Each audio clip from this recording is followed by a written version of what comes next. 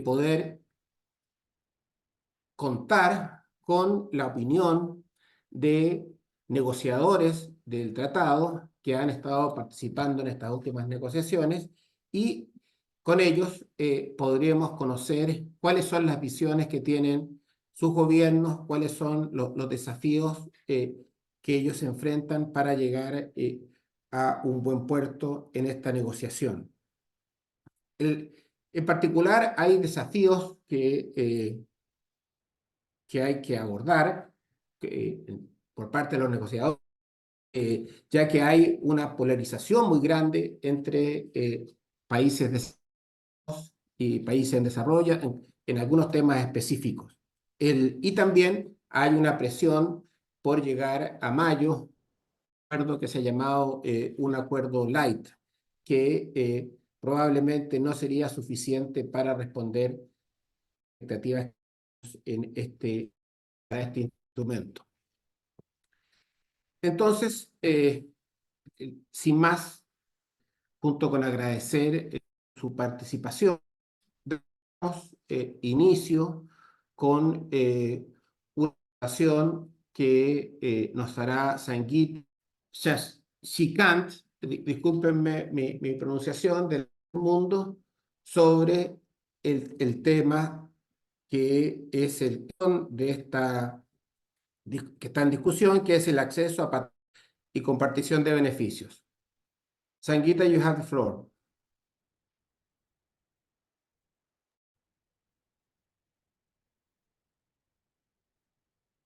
Should I present now? Yes. Okay. So thank you very much for the introduction. I'm Sangeeta, and I'm going to present on access and benefit sharing. Now, some of you may be very familiar with it, some of you may not. So I will try and give some basic idea as to the discussion that is happening, the key elements of access and benefit sharing, and why we think it is a very important aspect of operationalizing equity in the current negotiations. And also some of the proposals, actually one major proposal by developing country that is on the table.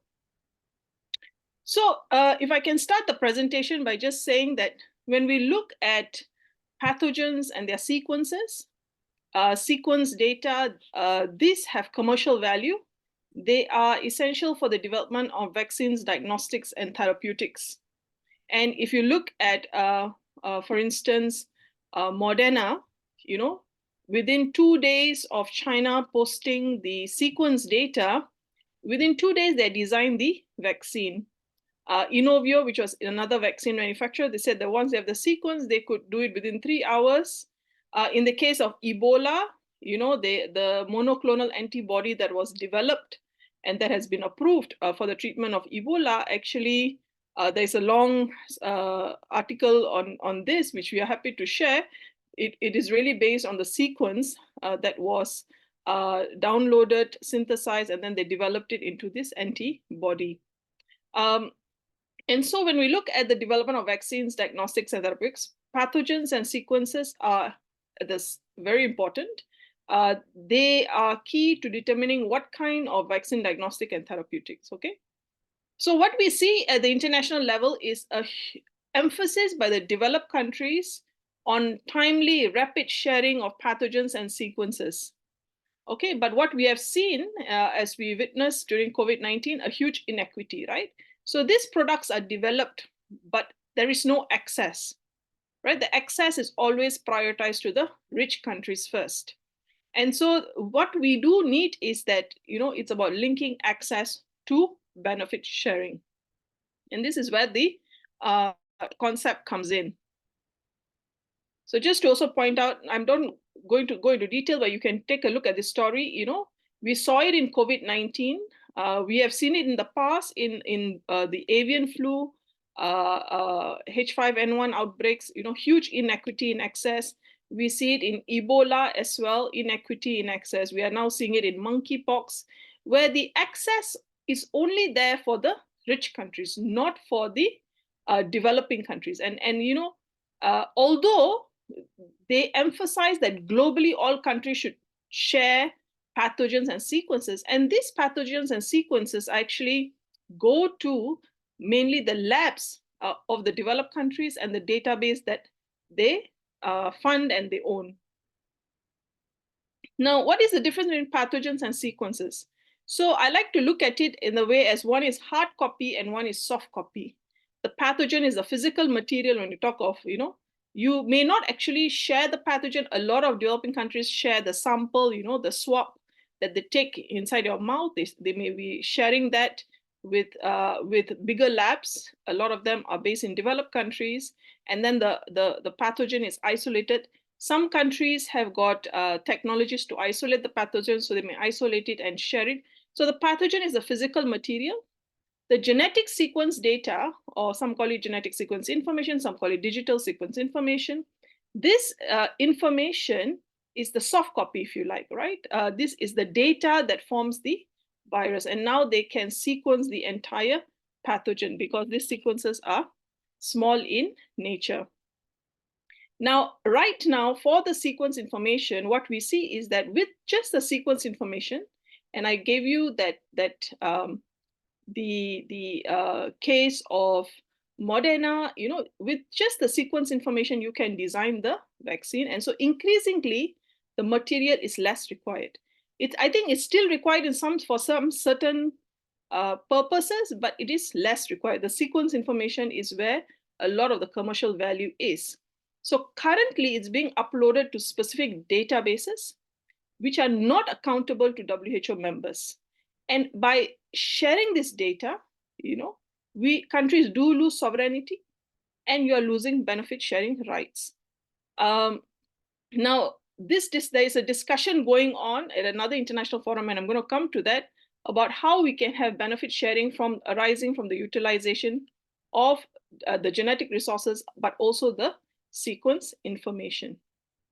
Okay, so the sequence information is very important if we are going to have an effective access and benefit sharing mechanism. So how do we deal with sequence information? Now, I just want to come to this issue of intellectual property. Now, what has been happening even before COVID, and we would see even now in COVID, in Ebola, in a lot of the other diseases, is that materials that are shared and sequences that are shared currently with laboratories through databases are then picked up by commercial entities, as well as academic institutions, universities in developed countries, scientists, and they file patent claims. They may not file patent claims over the virus, the virus parts or the genes per se, but they may tweak it a bit, modify it a bit, and they make patent claims over it. And I'm showing you this notice that WHO issued way back in 2003, just to show you how old this issue is and what a problem it has been since then. Because when scientists are brought together to do investigations, in the end, what they investigate, they will go and file patent claims on it. And when they file patent claims on it, for instance, you may say, I file patent claim over the sequence, which may be slightly modified, and its use in the development of certain diagnostics. So once you claim that patent, then nobody else has got access to that particular invention, if you like, right? So while countries are sharing, if you do not put terms and conditions, they can be appropriated, I would say misappropriated, through the intellectual property system. So we have seen this for SARS. We have seen this for flu, definitely. This was a very big issue in 2007, where countries sharing, you see here Indonesia on the right-hand side, my right, sharing flu strains with WHO's laboratories. You will find that these laboratories, including laboratories like US CDC, they file patent claims. Okay, so a lot of this actually did come, got public visibility way back in 2005. We are now looking at what kind of patent claims are made in other areas, for instance, Ebola, but it is very clear that unless there are conditions put in place, when you give access, a lot of this will be misappropriated, right? So I just wanted to flag this point. So this is where the access and benefit sharing becomes very important. And it has a very solid legal basis in international law. So there are two international instruments. One is the Convention on Biological Diversity. This was adopted way back in 1992, which states very clearly that countries have sovereign rights over their biological material, and they do not have an obligation to share. But if they do share, then access is subject to prior informed consent. That means you cannot just take it from us. You have to ask the permission. And if I'm going to give you access, then I have the right to impose terms and conditions. And I have the right to demand fair and equitable benefit sharing. So the language is saying that, access is subject to prior informed consent, fair and equitable benefit sharing on mutually agreed terms. Okay. So the approach was more bilateral. Now, the CBD adopted in 1992 is universally ratified, I think, except for the United States. All WHO members are party to the CBD. Most WHO members are also party to the Nagoya Protocol. This protocol elaborated on access and benefit sharing of the CBD, right? And this addressed cross-border sharing of pathogens. But it also said that you can have, for specific genetic resources, the establishment of specialized international instrument. So what the Nagoya Protocol said was that you have these principles, these rights, access is subject to prior informed consent, fair and equitable benefit sharing on mutually agreed terms, but you can take a multilateral approach to access and benefit sharing. Okay, and this is what we are now discussing in WHO, the multilateral approach to access and benefit sharing. The CBD is still discussing benefit sharing coming out from the use of genetic sequence data, okay, and what kind of mechanism should be in place. But this does not mean that WHO cannot have its own mechanism. That's the first point. And second point, there is agreement through its various resolution that there should be benefit sharing, okay? So this is by and large not really disputed. And that is why when we discuss in WHO in a very specific context of public health, we need to make sure that there are terms and conditions attached to the use of genetics to access genetic sequence data, use genetic sequence data, and including the issue of benefit sharing. Now, you may ask, but this all sounds very different. Actually, we have been implementing an access and benefit sharing system since 2010 for a very specific pathogen called influenza virus of pandemic potential. We normally call this the PIP framework, Pandemic Influenza Preparedness Framework. This is a precedent.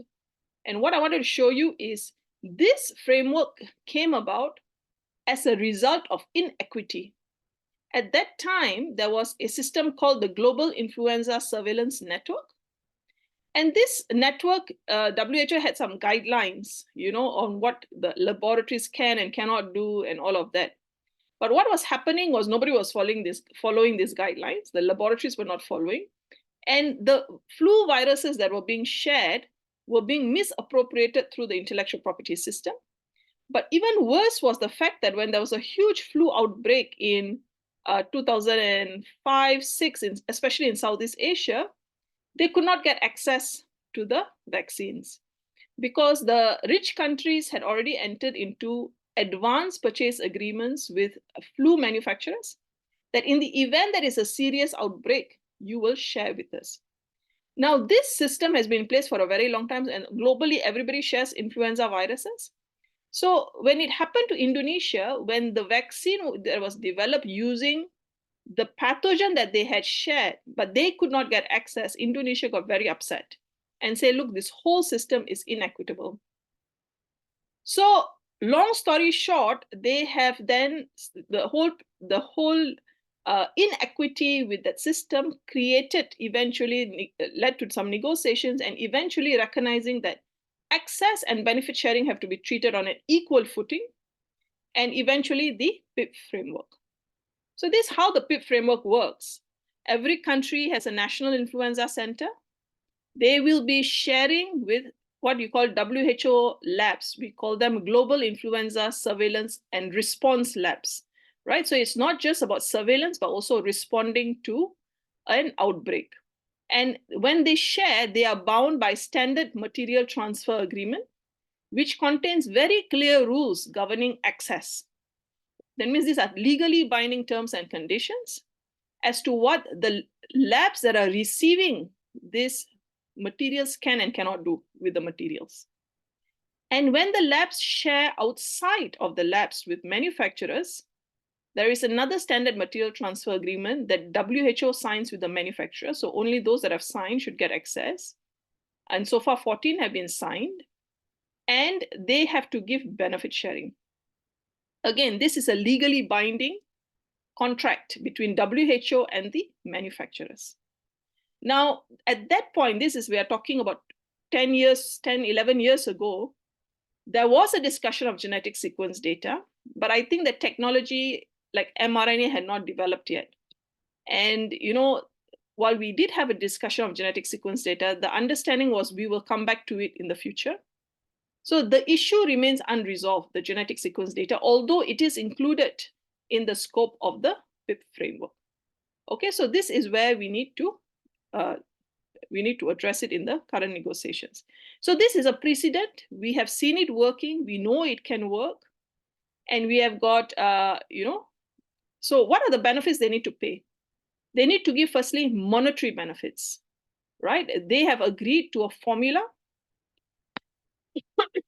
The formula says the manufacturers have to pay 50% of the running cost of GISRIS, which is about $28 million every year. Now, this amount could increase now because they have now adopted an inflationary tool. So this amount could increase, but it should be 50% of the running costs. To date, they've collected about 300 million, and 70% of this goes into capacity building.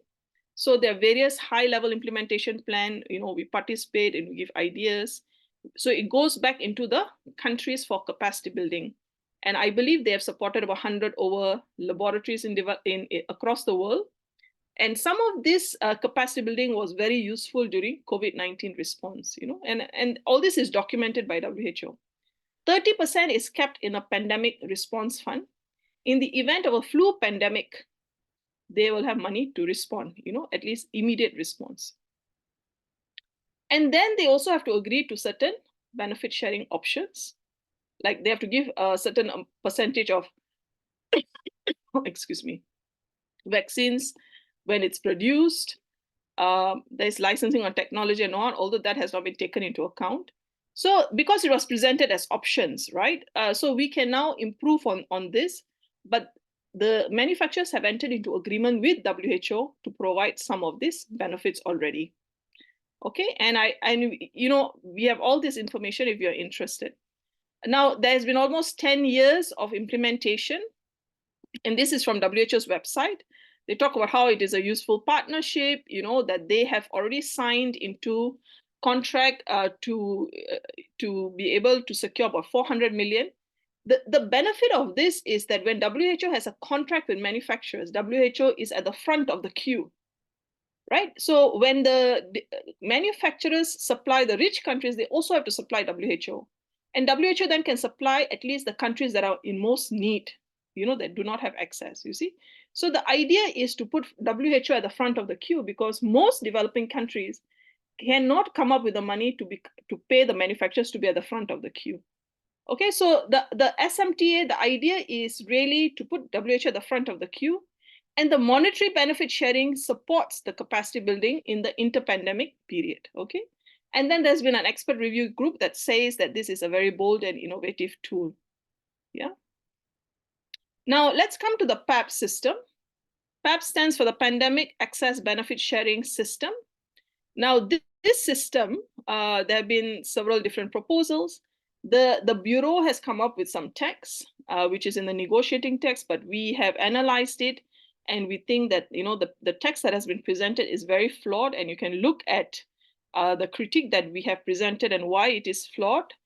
But more important for you to note is there are about 72 developing countries that have proposed very comprehensive ABS proposal on Article 12. And the proposal is really built on lessons learned from the PIP framework, the good and the bad, as well as COVID-19. How the inequity during COVID-19 and how companies would fail to provide what is needed to developing countries. Now, essentially, the proposal is about sharing of pathogens or biological material and genetic sequence data that is relevant to the public health emergency of international concern, which is under IHR, and then what is under the pandemic instrument. So the gist of it is, globally, if countries share, right, whoever wants access has to agree to certain terms and conditions, and these terms and conditions will be listed in several SMTAs. So if you're sharing amongst the laboratories that are designated by WHO, then there is a standard material transfer agreement. Now that is very important because the laboratories in developed countries all file patent claims. And then you want to make sure that, if laboratories in developing countries are sharing, that you are creating a two-way street when it comes to sharing of analysis and all of that, and it's not a one-way street. So you want to have a standard material transfer agreement amongst the laboratories. And then if it goes to those who develop the products and manufacture the products, then you want to have a separate standard material transfer agreement. And this means that if they want access, they have to come and agree to certain terms and conditions, that have been set out by WHO member states. I think this is very important. And if we have an equitable system, when we have terms and conditions and rules, then you have a system that has transparency, that has accountability, and that can respond during a health emergency and a pandemic, right? At the end of the day, if you have a very unfair system, like what we had like I showed you in the past when it came to flu, then countries are going to be very reluctant to share. So that's a lose-lose situation for everyone. We are creating a situation where, we are really creating an environment of international solidarity and cooperation, right? Now here, some of the key elements I just highlight is, as I mentioned, standard terms and conditions for accessing and use of pathogens and genetic sequence data. So you can imagine how any country would feel if you were sharing and then you find out that you cannot access the diagnostics or the vaccines or the any product, or you find that you cannot do further research because it's blocked by patent claims that have been filed by others, just because there are no terms and conditions, right? So you want to make sure that there are terms and conditions that clarify what you can and cannot use the shared material. Governments have sovereign rights over all of this, and so they are in a very good place to say what they would like to agree to and not agree to, right? When it comes to genetic sequence data, we suggest that WHO sets up a WHO sequence database that is again subject to terms and conditions. Now, I want to point out that currently the sharing is with a system called GSAID, and that sharing is also subject to terms and conditions. So what is being proposed here is not very different, except for the fact that this is now governed by WHO members, firstly, and secondly, we can then operationalize benefit sharing. Because if it goes to any other database, then you will not know who gained access. So it's very difficult to operationalize benefit sharing. And secondly, it is not accountable to WHO member states. So if the idea is for countries to share, then there should be sharing with the sequence database, WHO sequence database. And benefit sharing, I just want to speak a bit about benefit sharing. What do we see as potential benefit sharing? So this is what the developing countries have proposed. One is monetary benefit sharing. So if you're generating revenue from the use of the data or the physical material that has been shared, then you should contribute towards monetary benefit sharing. Second is non-monetary benefit sharing. So there are now, this needs to be further unpacked, where I put there 3 elements. I think the developing countries have proposed a bit more, but here the idea is you give legal obligation that a certain portion, like 20% of real-time production, should be given to WHO. That means you say, as you are manufacturing, you have allocated a certain portion to WHO to be given at no cost. Okay. Second is manufacturers, if there is an allocation mechanism, they need to comply with the allocation mechanism so that countries only get access to what is allocated for them globally. So in COVID-19, WHO set up an allocation mechanism, but nobody followed the allocation mechanism. And so that created the problem that some countries had more access and other countries did not have access, right? The third is a legal obligation to license to developing country manufacturers. Now, when it is a health emergency and a pandemic, we know that the demand will exceed the supply, right? And so the fastest thing for us to do is to make sure that other manufacturers are able to manufacture. So we expand the supply. And the fastest way to do it is to give a license, right? So now, in addition to the benefit sharing, often when we talk about access and benefit sharing, the thinking is that all we care about is benefit sharing. It is not just that. It is also about setting up a system where the rules are clear. Because if the rules are fair, clear, accountable, then I said it will motivate the sharing. And that is why it also will deliver transparency and governance under WHO. Now, and of course, we have to be careful what pathogens you should apply for. I think recent proposals by developed countries suggest like broad pathogens, everything under the sun should be shared. I think there is no need for that because this will put a lot of burden on developing countries because there are so many different pathogens. There are variants of pathogens. If you look at COVID-19, so many different variants, right? So we have to be quite careful as to what is the scope of the pathogens that is to be shared.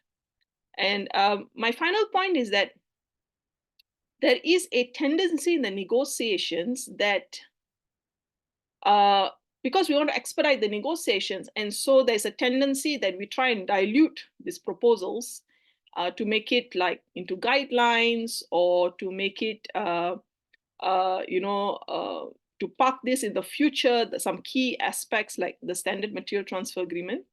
I think that is very problematic because developing countries are taking on certain obligations for the sharing of pathogens and sequences, but without a full system in place. And there is a likelihood of it resulting in a very ineffective system. So, we need to make sure that all the key aspects and the details are sorted out and not to park key aspects like the standard material transfer agreement. Some say, oh, we can develop it in the future. The Bureau's text also suggests that. I would advise against it, that we need to develop all of this together as one system. And it should be negotiated by WHO members, not left to WHO Secretariat to sort out, right? Because at the end of the day, the power of this system, the effectiveness is because all WHO members have actually agreed to the details of the mechanism. If you leave it to WHO Secretariat, then we may not even like what they have drafted in the end, right? So this will create a lot of problems with the system. So I think it is the job of WHO members to sort out the details and not take the easy way out. So thank you very much. I hope I think that's my last slide. Yeah, thank you very much. And, we're happy to discuss and provide more information if it's required. Thanks. Thank you very much, Sangeeta. Muchas gracias, Sangeeta. Como siempre, tú nos has dado una visión muy completa de un tema que resulta para los nuevos un tanto complejo. Y te agradecemos tu disponibilidad para haber comenzado primero en el momento que estábamos más frescos con la mente para poder así entender de manera más precisa tus observaciones. Vamos a tener una ronda de preguntas después de nuestro siguiente expositor, Nitin Ramakrishna. Nitin también miembro de la Red del Tercer Mundo, y Nitin nos va a dar una mirada general de el estado de la negociación y la situación de cada grupo. Dear Nitin, thank you very much for being with us again. We are very happy to have you. Please, you have the floor. You have 15 minutes. Thank you, Luis, for the platform. And thank you, Sankita, for a very detailed introduction into what is happening with regard to pathogen access and benefit sharing. So we have seen now at least a very solid example of the ground realities of what is happening during a pandemic or during an international health emergency, that an outbreak happens, developing countries, or not just developing countries, but whenever an outbreak happens, states have the obligation to notify WHO. States have to, states share their pathogens, share genetic information with the international community, and then the manufacturers, mostly from the developing country, developed countries, when they produce vaccines or antivirals or therapeutics and diagnostics, most of the times, we are waiting at the mercy of the queue or of the time when we get our chance of a lot to get access to health products. So this ground reality is not just a factual scenario. This is how the current international health law, which is international health emergency law, which is the International Health Regulations 2005, is functioning. It is this particular legal instrument which has a very significant gap in equity, right? And we are trying to fill that gap of equity within IHR 2005. There are several proposals made to amend IHR. There was also other kind of activities which states took during COVID-19. For example, the proposal for TRIPS waiver proposal to address the issues associated with inequity in access. So you should, if we call back the whole proposal of the negotiation or negotiating a new pandemic instrument, should be understood from this background, that the current existing international law has a gap which is conducive to the kind of realities which Sangeeta just explained. And we are trying to overcome that fill that gaps and actualize equity. But just giving one more historical antecedent about the call for pandemic instrument came from EU at a time when the proposal for TRIPS waiver was so high, and there was more than 100 countries supporting this TRIPS waiver proposal. That's the time when it came, and came in a conference where there was a significant understanding going on in the developed countries that there needs to be further expansion of surveillance and sharing of pathogens and sharing of information, genetic sequence information, and what needs to be done in that regard.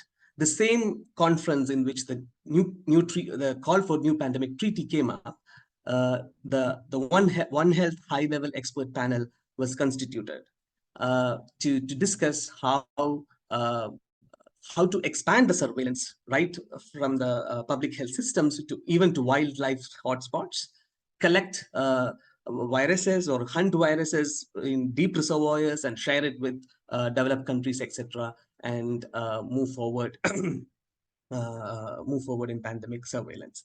So with this agenda, the developed countries approached to have a new document, but we developing country developing country delegations have also utilized this opportunity to come with a very important demands on institutional mechanisms as well as legal principles in which they can address or they can remove inequities in health emergencies. So you all know, you've heard about how the pandemic treaty negotiations are going on for the last 6 sessions it had been. Now the last session was the 7th session. My job here is to address what has happened in the INB 7th session. Now, let us begin. INB 7 began with the Bureau's proposal for a negotiating text. Now, it's very interesting that it's a proposal for a negotiating text. And in the agenda item of INB 7, there was no question whether this proposal is acceptable as a negotiating text. Now, countries expressed the concerns about the Bureau's proposal. They told that there needs to be some more additions in the text in order to identify it as the negotiating text. Bureau actually opened the floor for text additions, but not just for text additions. It also opened the floor for other types of suggestions, comments on the text additions proposed by state parties, etc. So the process just became the same process which happened between zero draft and the development of the Bureau's text in April and between April and June. Now, it was a kind of similar repetition, I would say, in that way, but there are some changes, feeble changes towards the end. Now, what happened, this was the INB 7, there was 2-part meeting. First part happened in November, the second part happened in December. The first part in November was suspended without any report, without any decision regarding the status of the text, regarding what actually the proposals from the member states meant to the floor.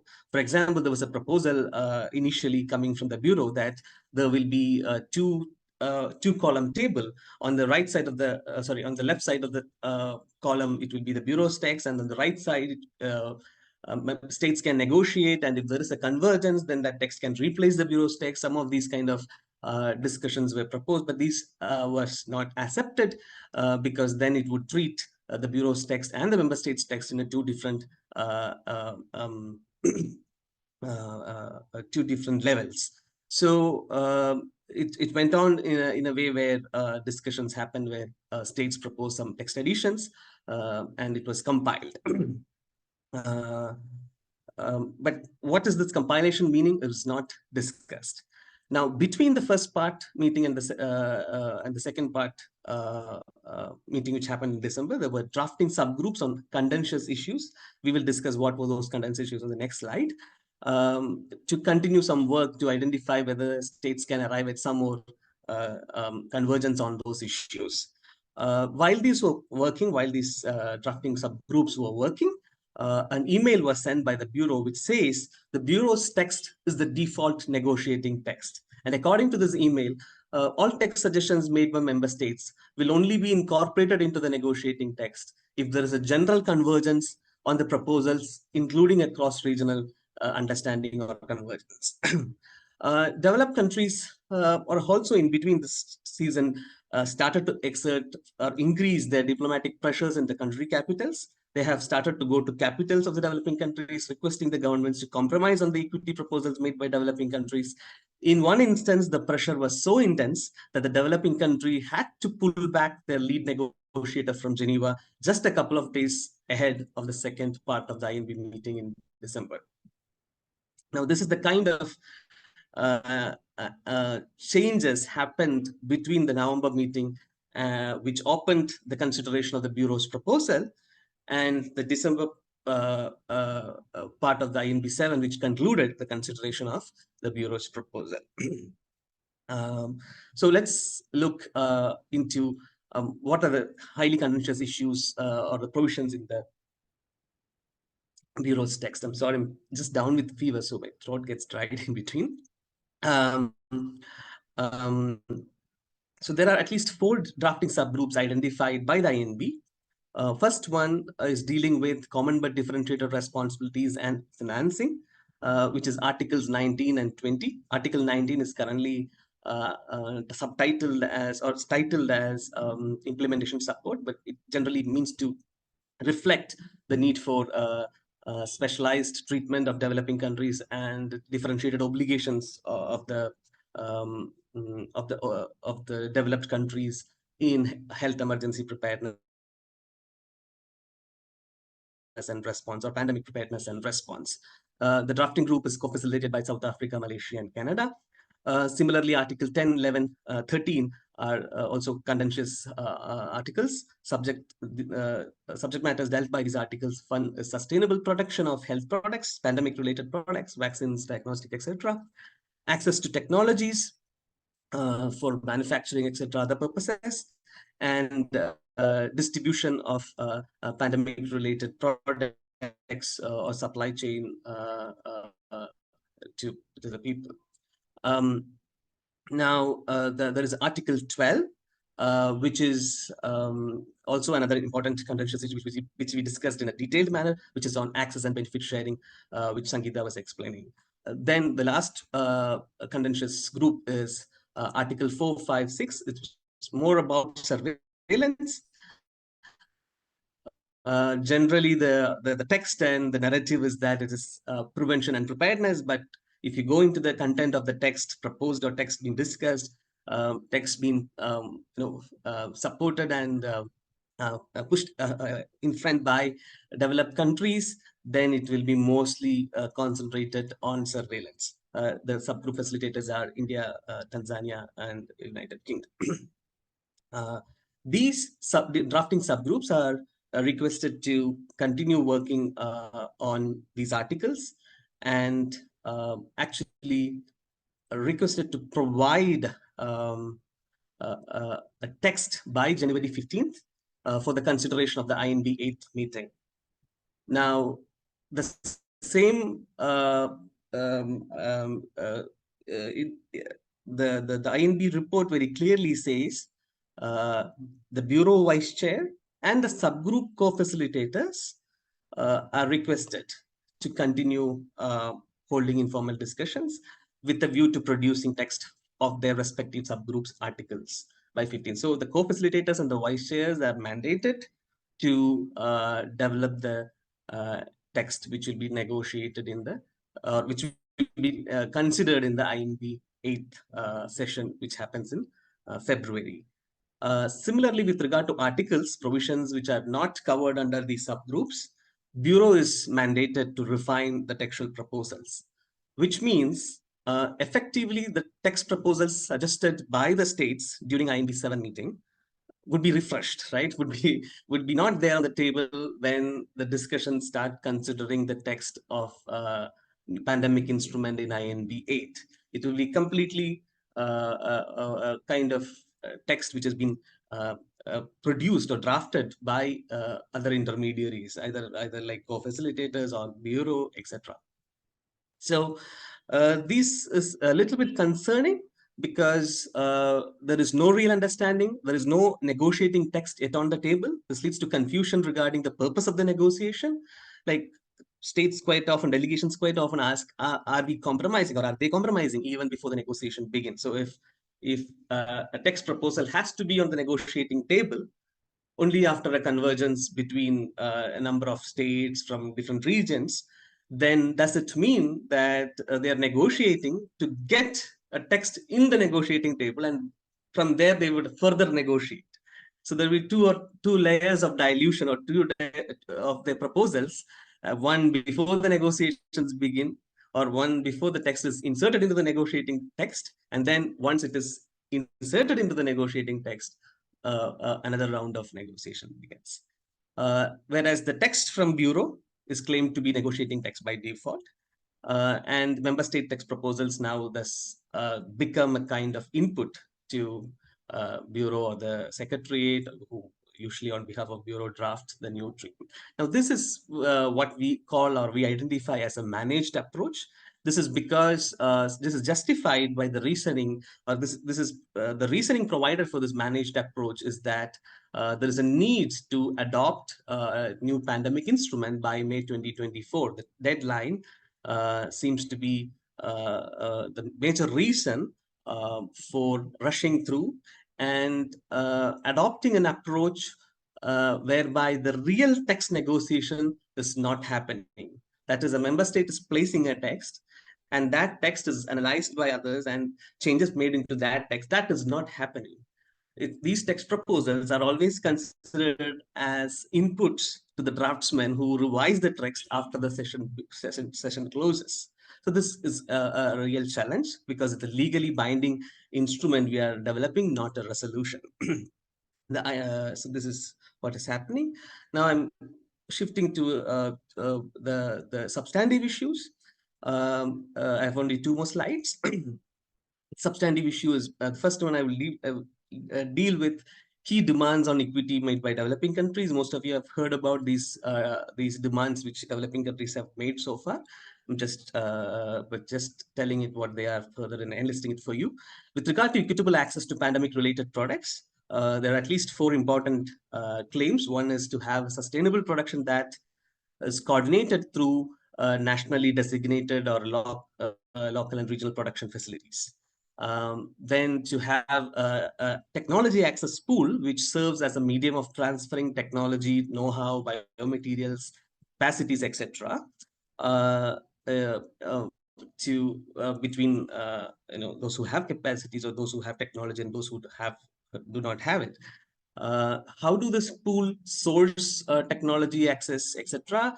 There are proposals like public funding conditions in a solidarity clinical trial, the proposals like pathogen access and benefit sharing mechanism, etc.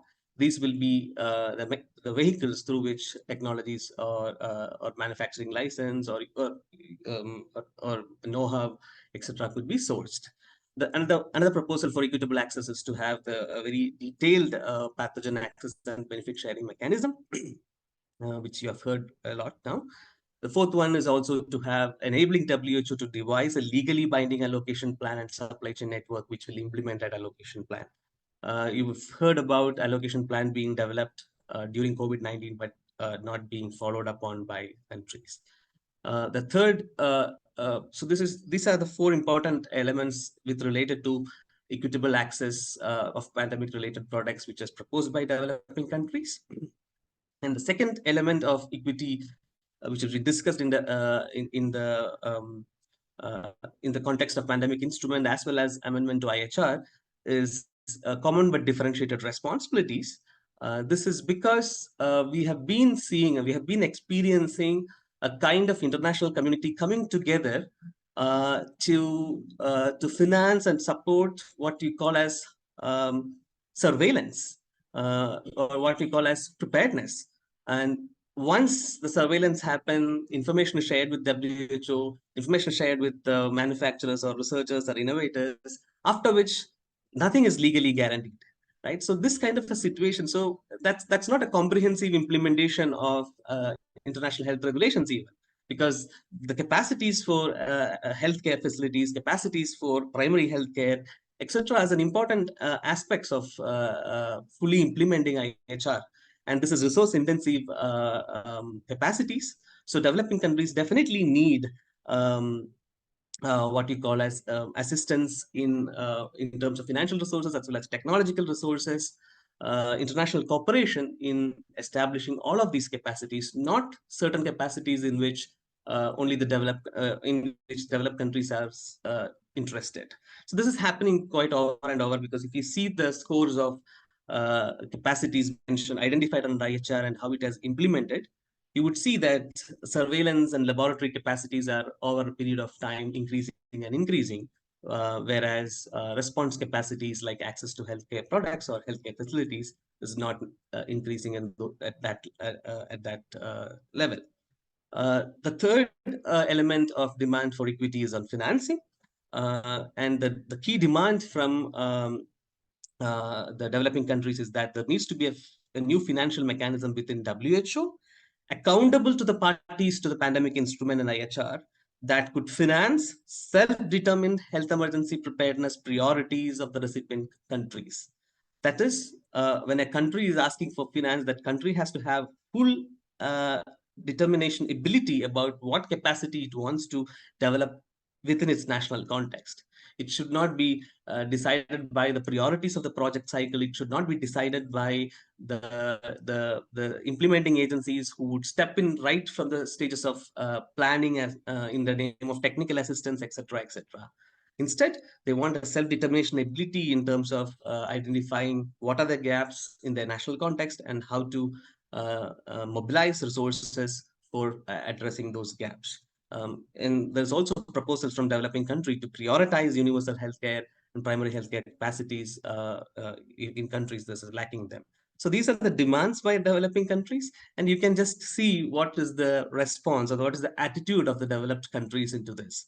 When it comes to sustainable production, the claim is limit it as national obligation of states. International community cannot do much in this regard. A system of designated facility is not maintainable and sustainable.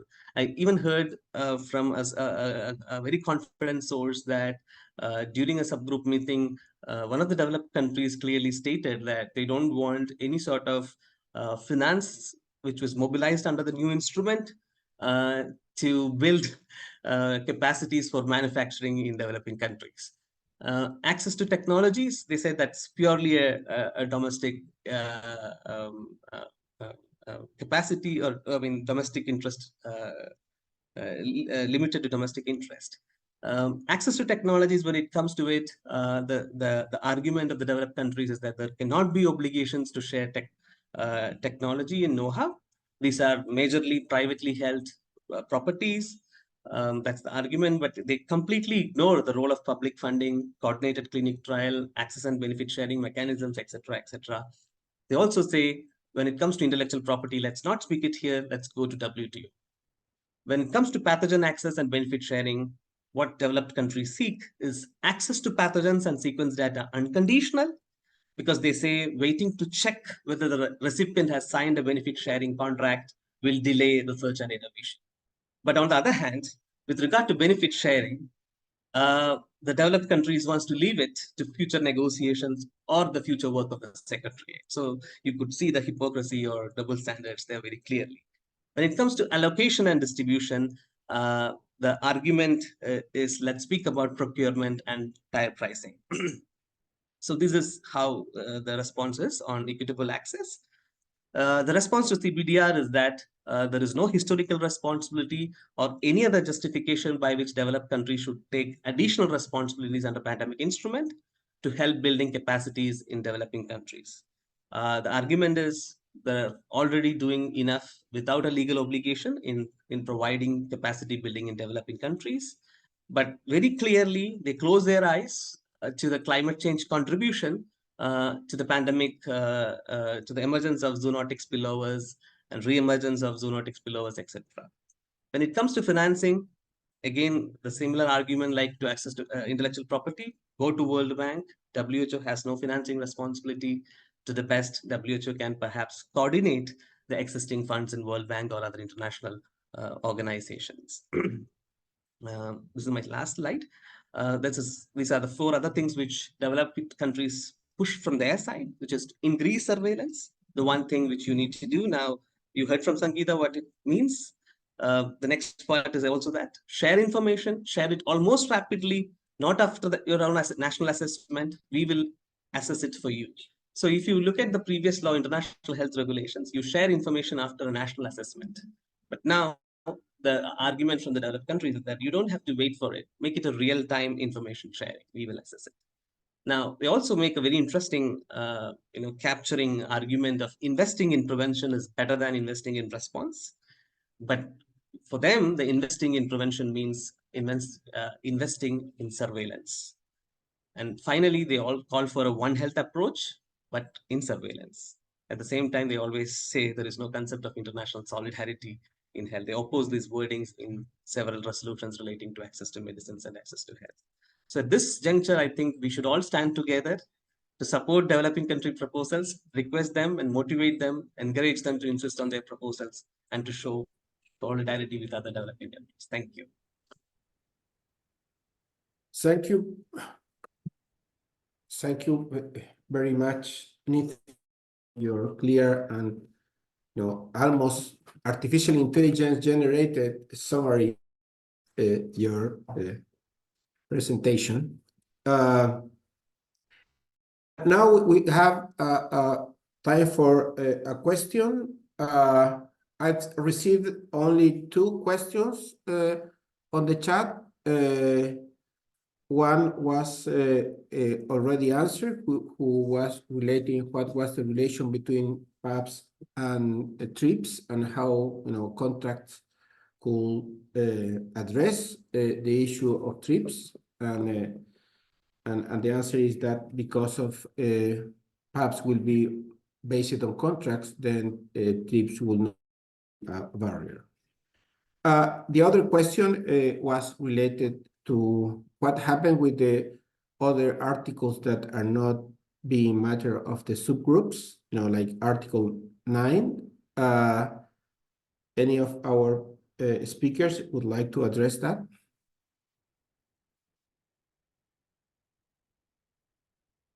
Nitin, Sangeeta? So the question is, what happened with the topics that are not within the subgroups?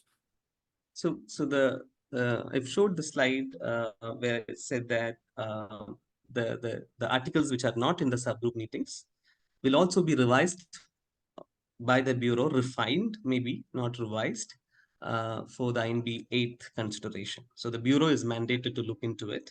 So if developed countries or developing countries or group of countries have proposed text proposals, this will be under the consideration of the Bureau. I think on behalf of Bureau, Secretariat would look into it.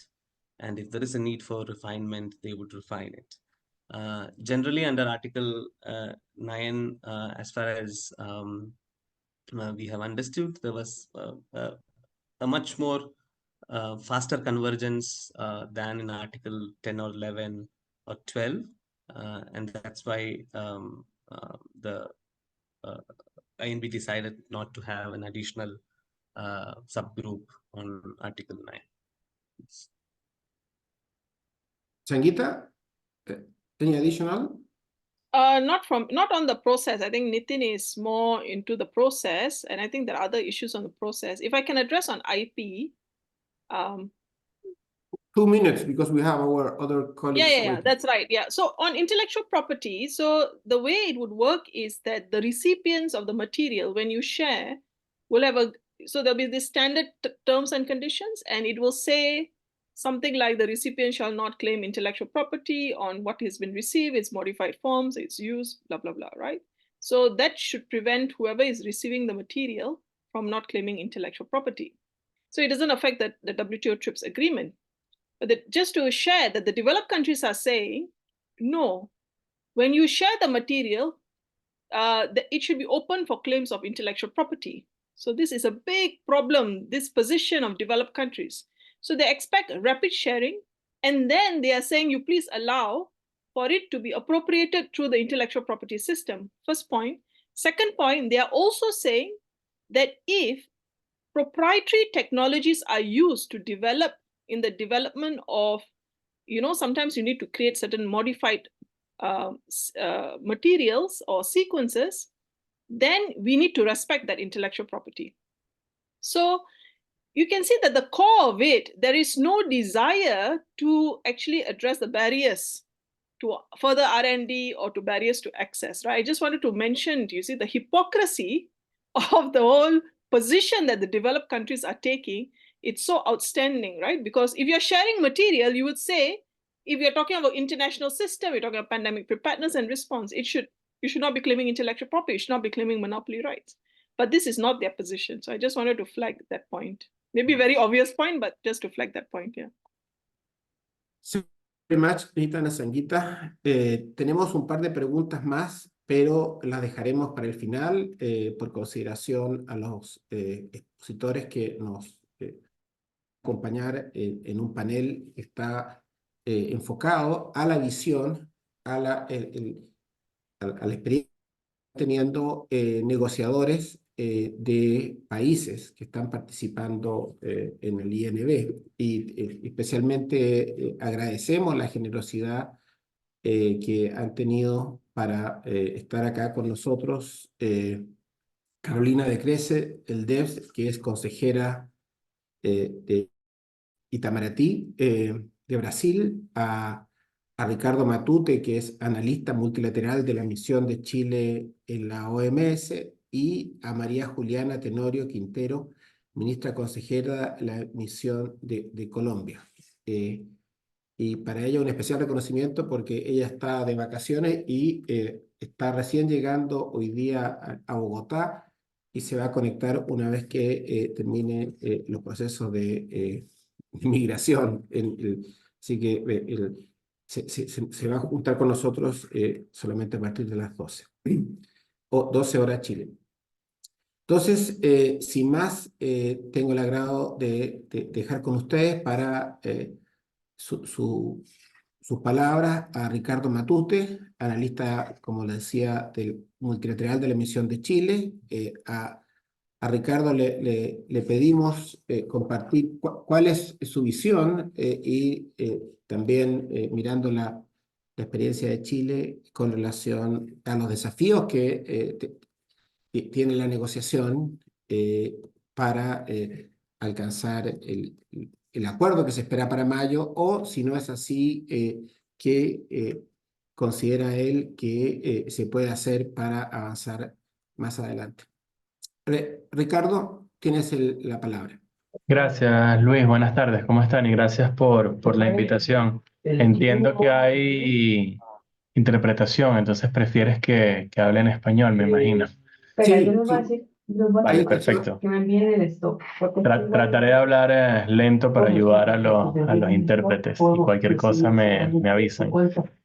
Agradecemos sobre todo la invitación y la coordinación porque estamos en una fase de las negociaciones que entendemos que es vital este vínculo con los actores no estatales y cómo podemos nutrirnos, no solo para nosotros, no solamente para nosotros pasar la información a ustedes, sino que podamos nutrirnos de la expertise que ustedes tienen para mejorar no solo nuestras posiciones nacionales, sino también a nivel regional y como países en desarrollo.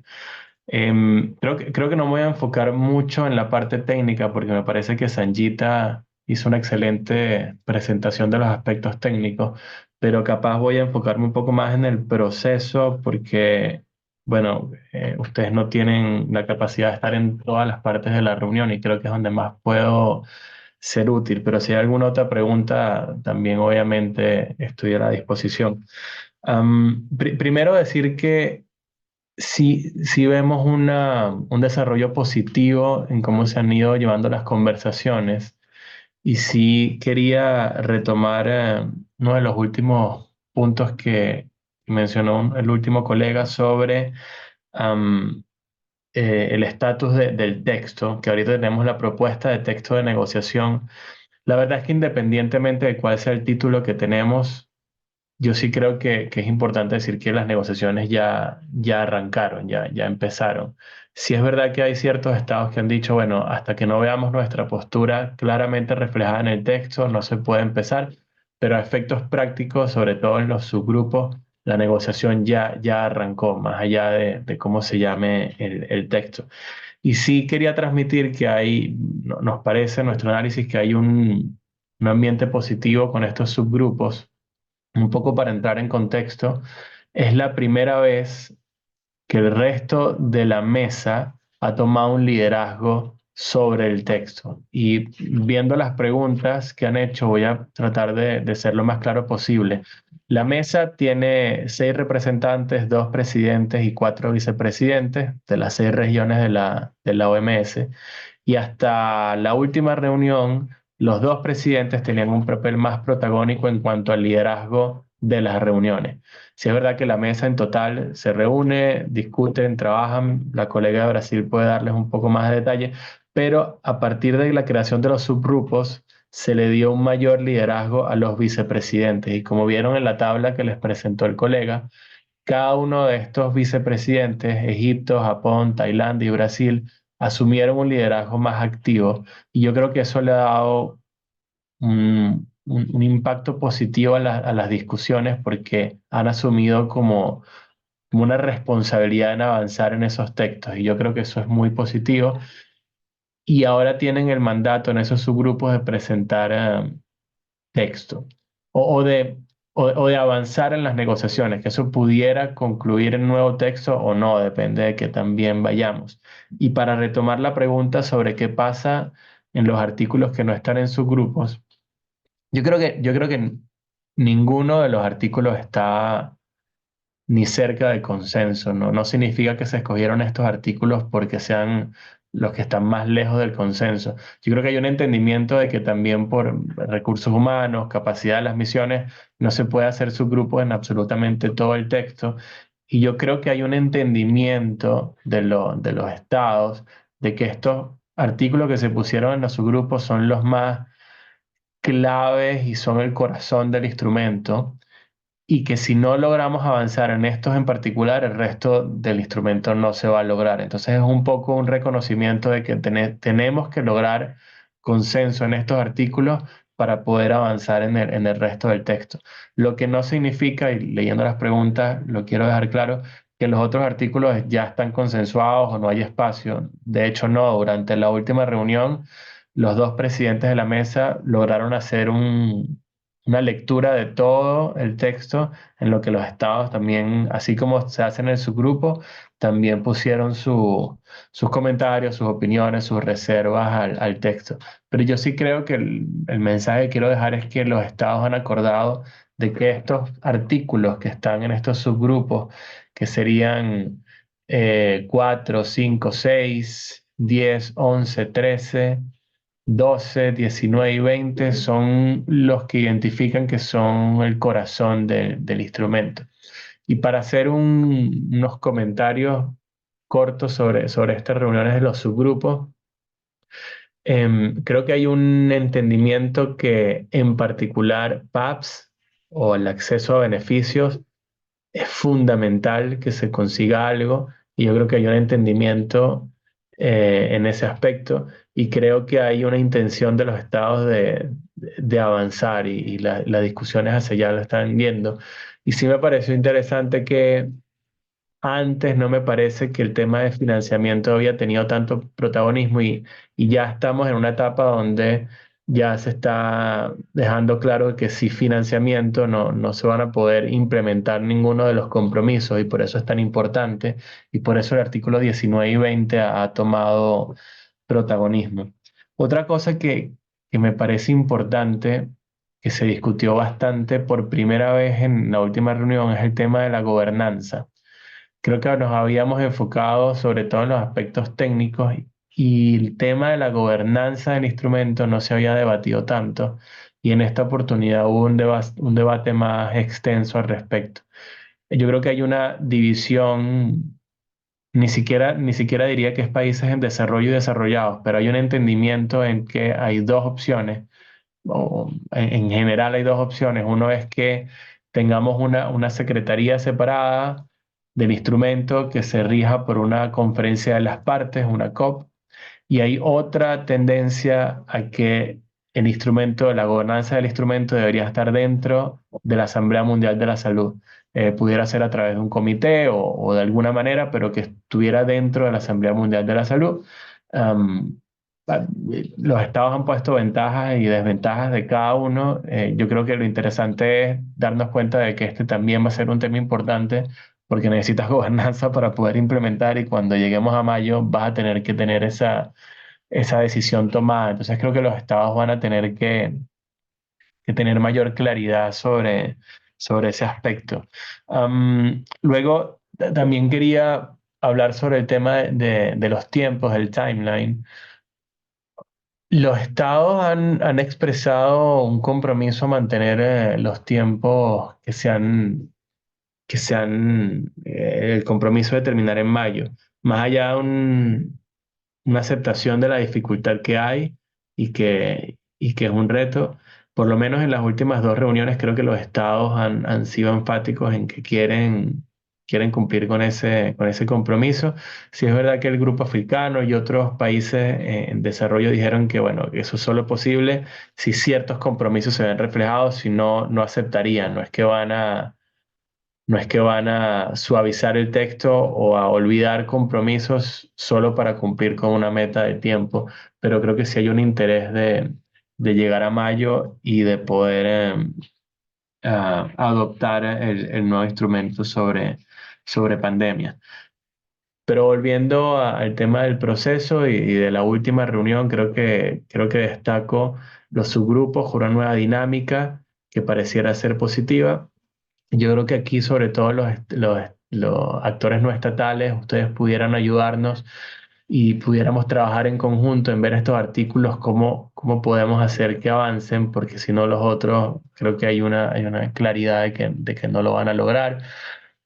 Pareciera que el artículo 2 en PAPS vamos a tener que encontrar una fórmula en la que todos los estados podamos estar cómodos y avanzar en eso. El artículo 19 y 20 sobre financiamiento, la Secretaría de la OMS hizo una presentación durante la última reunión destacando qué opciones tienen ahorita los estados miembros y básicamente presentando cuáles son las opciones que se pudieran adoptar dentro del instrumento de pandemias y pareciera que una combinación de todas las opciones pudiera ser lo más positivo, pero bueno, está el nuevo Fondo Mundial de Pandemias, pero hay desventajas y ventajas y pareciera y muchos estados en desarrollo indicaron fuertemente que eso no era suficiente y que además perdían gobernanza. Entonces hay que encontrar una manera de que el financiamiento esté anclado en el instrumento, pero que recoja los otros mecanismos de financiamiento que ya se han ido avanzando. Y una cosa más que pudiera destacar sobre cómo se llevaron sobre todo la última reunión, el Grupo por la Equidad también ha tomado un rol más protagónico. Chile no es ahorita miembro del grupo, pero capaz Brasil y Colombia pueden hablar un poco más, pero sí creo importante destacar, sobre todo en la dinámica que tienen las negociaciones ahorita y cómo los actores no estatales podemos trabajar en conjunto, la función que este grupo ha venido jugando. Creo que el rol ha venido incrementando y en la última reunión creo que fue muy claro eso, ¿no? Am, para nosotros fue muy positivo que la Secretaría finalmente permitiera que los actores no estatales pudieran estar en las instancias de la OMS, más allá de que no pudieron estar dentro de la reunión, pero creo que eso generó una dinámica interesante en el que fuera de la reunión los actores no estatales podían estar y entonces podíamos tener conversaciones entre pasillos.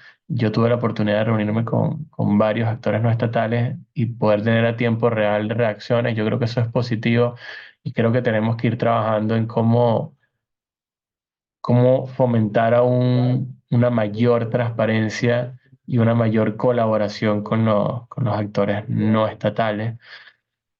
Y a futuro, creo que también hay una realidad de que todas las reuniones se van a intensificar. Las dos reuniones que tenemos en febrero y en mayo, en marzo, abril, van a ser reuniones maratones de 2 semanas. La mesa hizo un llamado, más allá de que tengamos estos subgrupos, a que los estados de manera informal también avanzaran en los otros artículos. No queda claro si va a haber un nuevo draft completo o si más bien es este draft y vamos a tener nuevas versiones del texto. Yo tendería a pensar que es la segunda opción, que no vamos a tener un nuevo draft completo, sino que más bien los subgrupos van a presentar texto de cada uno de sus artículos y eso va a ser incorporado al draft que tenemos, pero con toda transparencia les digo que no es totalmente claro y tenemos que ir viendo cómo se va a avanzar y cómo las reuniones informales de los subgrupos también avanzan y ver qué tanto diferente puede ser el texto que presenten. Yo creo que me voy a detener ahí y así también podemos recopilar preguntas que nosotros podamos tratar de responder y Carolina de Brasil y Juliana les pueden dar también muchísima más información que yo. Gracias. Muchas gracias, Ricardo.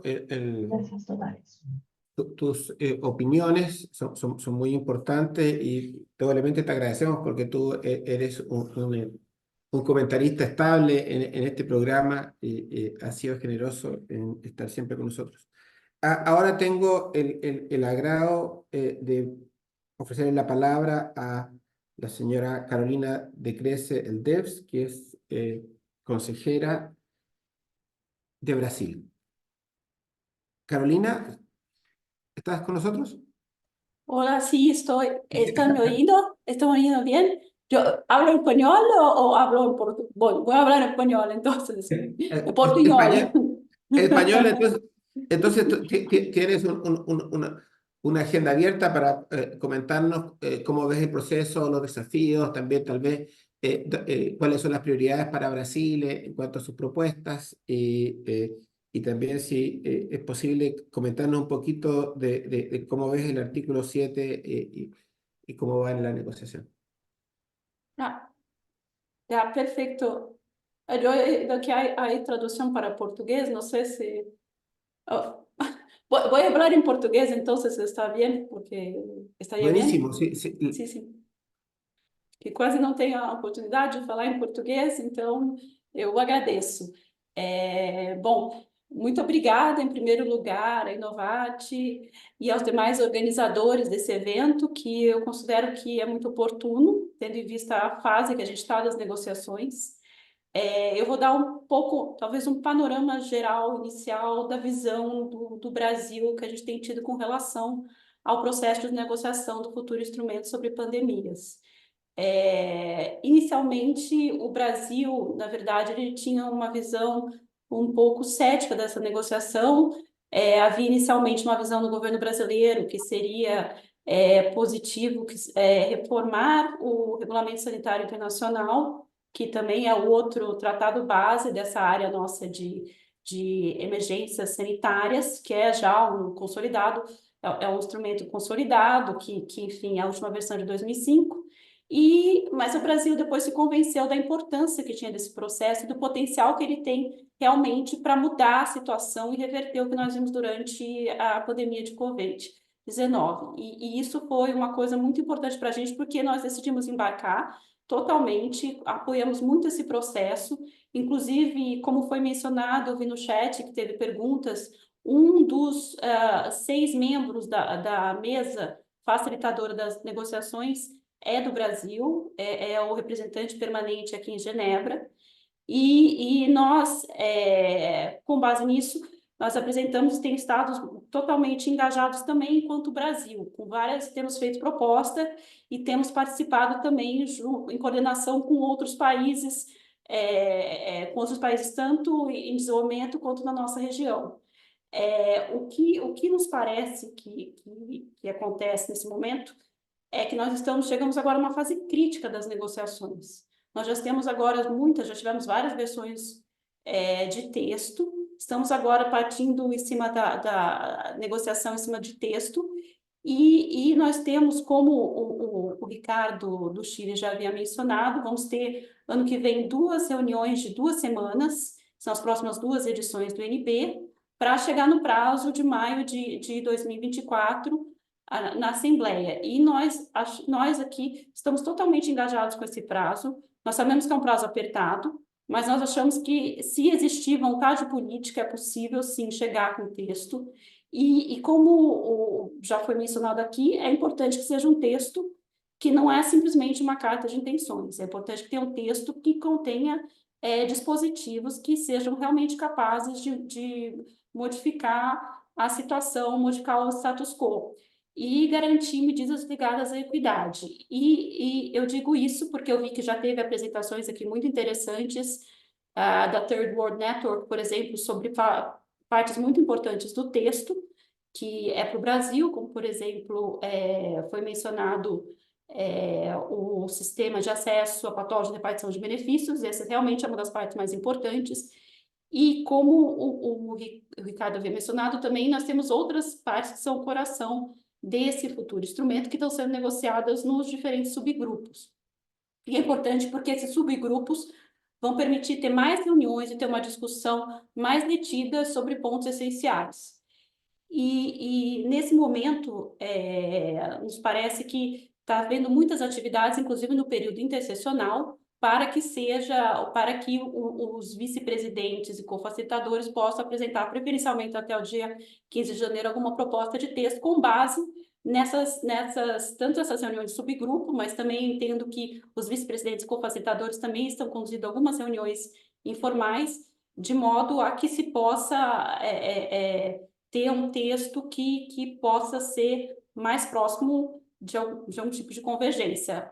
Como o Ricardo já falou, até agora, até o momento, nenhum texto foi acordado, tudo está sendo negociado, e nos parece que seria realmente importante garantir que haja condições para os países para implementarem essas obrigações, porque se o instrumento for criar um nível alto de obrigações, e principalmente porque algumas das medidas que alguns países têm colocado sobre a mesa parecem implicar em muitas mais obrigações para os países em desenvolvimento.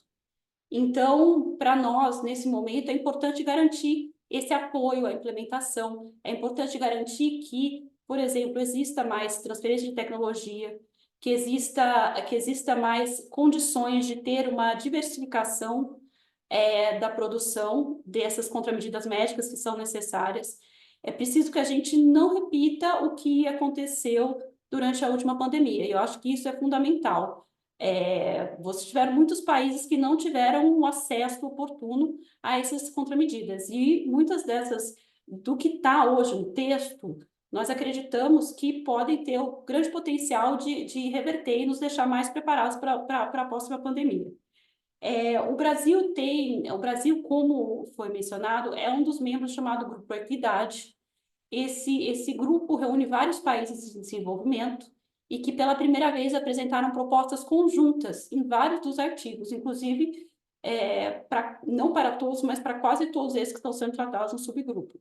E são medidas voltadas a ter apoio, a ter assistência técnica, a garantir que, por exemplo, todos os países não compartilhar patógenos, informações que eles tenham acesso aos benefícios e não que benefícios não sejam dados de volta, por exemplo, como aconteceu durante a última pandemia, que você teve países que compartilharam rapidamente esses patógenos e depois tiveram dificuldades para ter acesso aos produtos que deram origem, e muito pelo contrário, alguns deles, inclusive, tiveram dificuldades enfrentadas em razão de terem alertado para o surgimento de novas variantes, por exemplo, como foi o caso da África do Sul e de outros países. Então, você tem que garantir, sim, que os países tenham esse acesso oportuno, porque, na verdade, isso está relacionado também com o princípio das funcionalidades comuns, porém diferenciadas, que se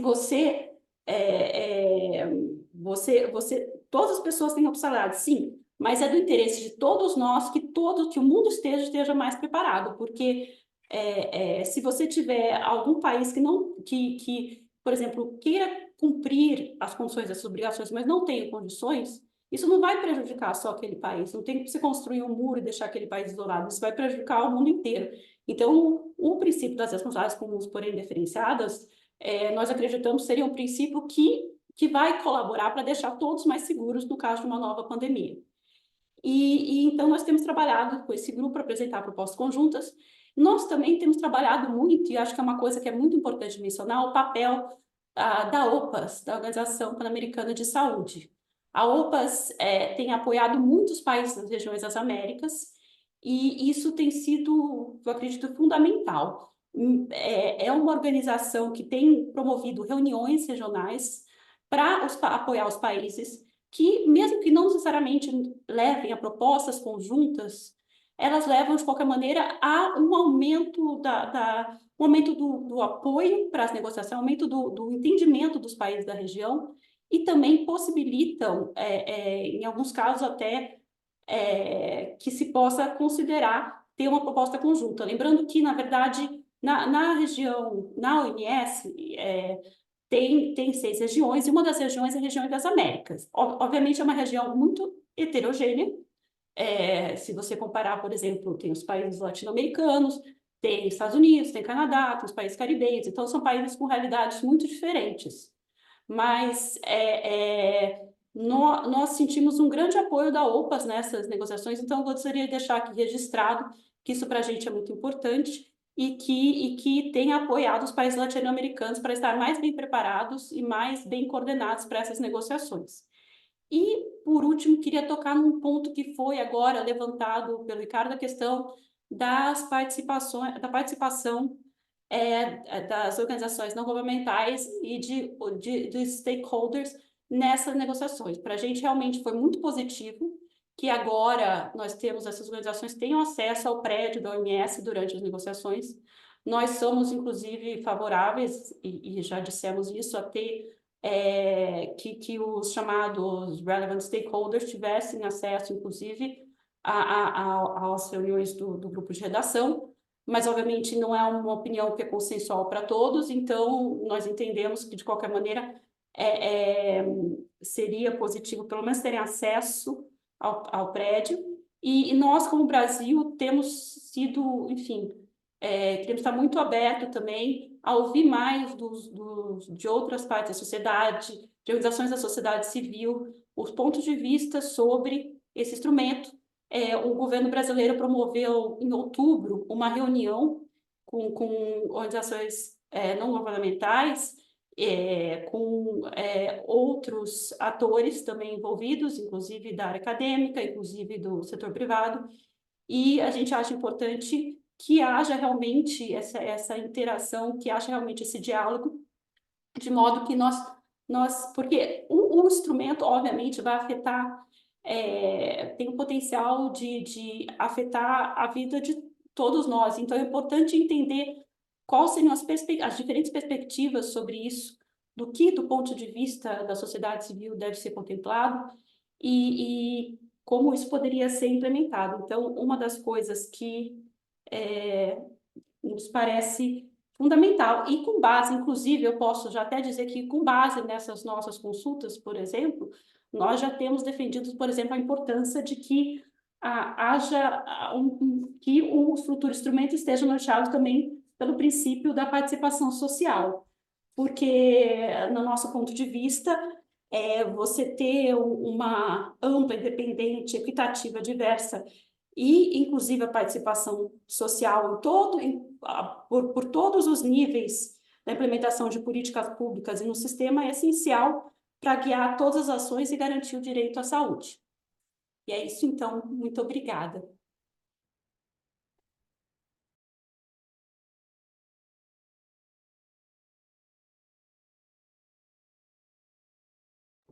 Muchísimas gracias, Carolina, por tu exposición. Ahora tengo el agrado de dar la bienvenida a María Juliana Tenorio, ministra consejera de la misión de Colombia en la OMS, a quien le damos la bienvenida. María Juliana, si puedes compartirnos cuáles son los desafíos principales que tú ves para llegar a un éxito en las negociaciones, así también como las propuestas que Colombia ha hecho y la importancia que tienen dentro del proceso. María Juliana. Hola, buenos días a todos. Estaba escuchando a la colega Carolina y creo que me perdí a Ricardo. Y creo que ellos ya compartieron mucho de lo que quizás yo podría compartir. Frente a desafíos de la negociación, pues creo que el desafío más grande que tenemos es básicamente el tiempo corto que tenemos para terminar esto. Estamos tratando de llegar a definiciones por consenso en un tiempo bastante corto. Em, el, los diferentes negociadores estamos en búsqueda de nuevas y efectivas medidas para la prevención, preparación y respuesta frente a pandemias. Em, los temas están siendo discutidos en subgrupos a nivel sustantivo para poder llegar a propuestas un poco más concretas y que nos ayuden a avanzar. Y básicamente como países en vías de desarrollo y que son los que estábamos acá y del sur global, lo que queremos es obviamente buscar esas medidas que efectivicen la equidad, que fue aquello que falló en la pandemia pasada y que es básicamente lo que ilumina lo que el mandato de este instrumento. Y lo otro es también un poco la rapidez con lo que estamos discutiendo, que hace que nuestras diferentes entidades estén un poco cortas en términos de cómo responder a todos los requerimientos y todos los procesos que estamos teniendo paralelos en la OMS a nivel de no solamente del Tratado de Pandemias, de enmiendas, sino todo lo que hace la OMS en su preparaciones al Consejo Ejecutivo y a la Asamblea Mundial de la Salud. Em, como llegué tarde y apenas me pude conectar ahora, desafortunadamente estoy en Colombia y estaba en una reunión previa. Quisiera mejor abrir el espacio a preguntas eh, y quizás así podemos intercambiar un poco más sobre lo que mencionaron Ricardo y Carolina, porque no quisiera repetir algo que ellos seguramente ya lo dijeron, porque conociéndolos sé que entrar en una conversación súper sustantiva sobre los temas. Gracias. Muchas gracias, María Juliana. Yo ya había comentado que tú venías llegando de un largo vuelo y que estuvieras acá con nosotros era una muestra de tu heroísmo. Hay unas preguntas que me hicieron en el chat y a lo mejor te las podría poner a ti, Juliana, sin perjuicio de lo que opinen los demás colegas después. Hay una pregunta que se refiere la voy a leer en inglés. Perdonen my English, como decía Celia Cruz. It's not very good looking. How are the overlaps of issues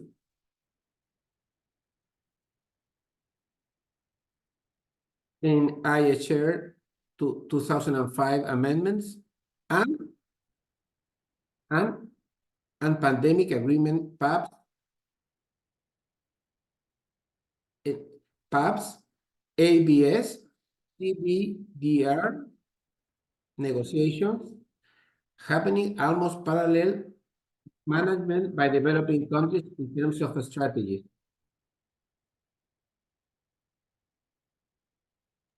Creo que no entendí muy bien la pregunta. Si la puede, ¿está en el chat? Espérate, que me estaba sonando en paralelo la interpretación, entonces me sentía raro. Dame un segundo. Ah, ok. No, ya lo pusieron en la pantalla. Harder en HR.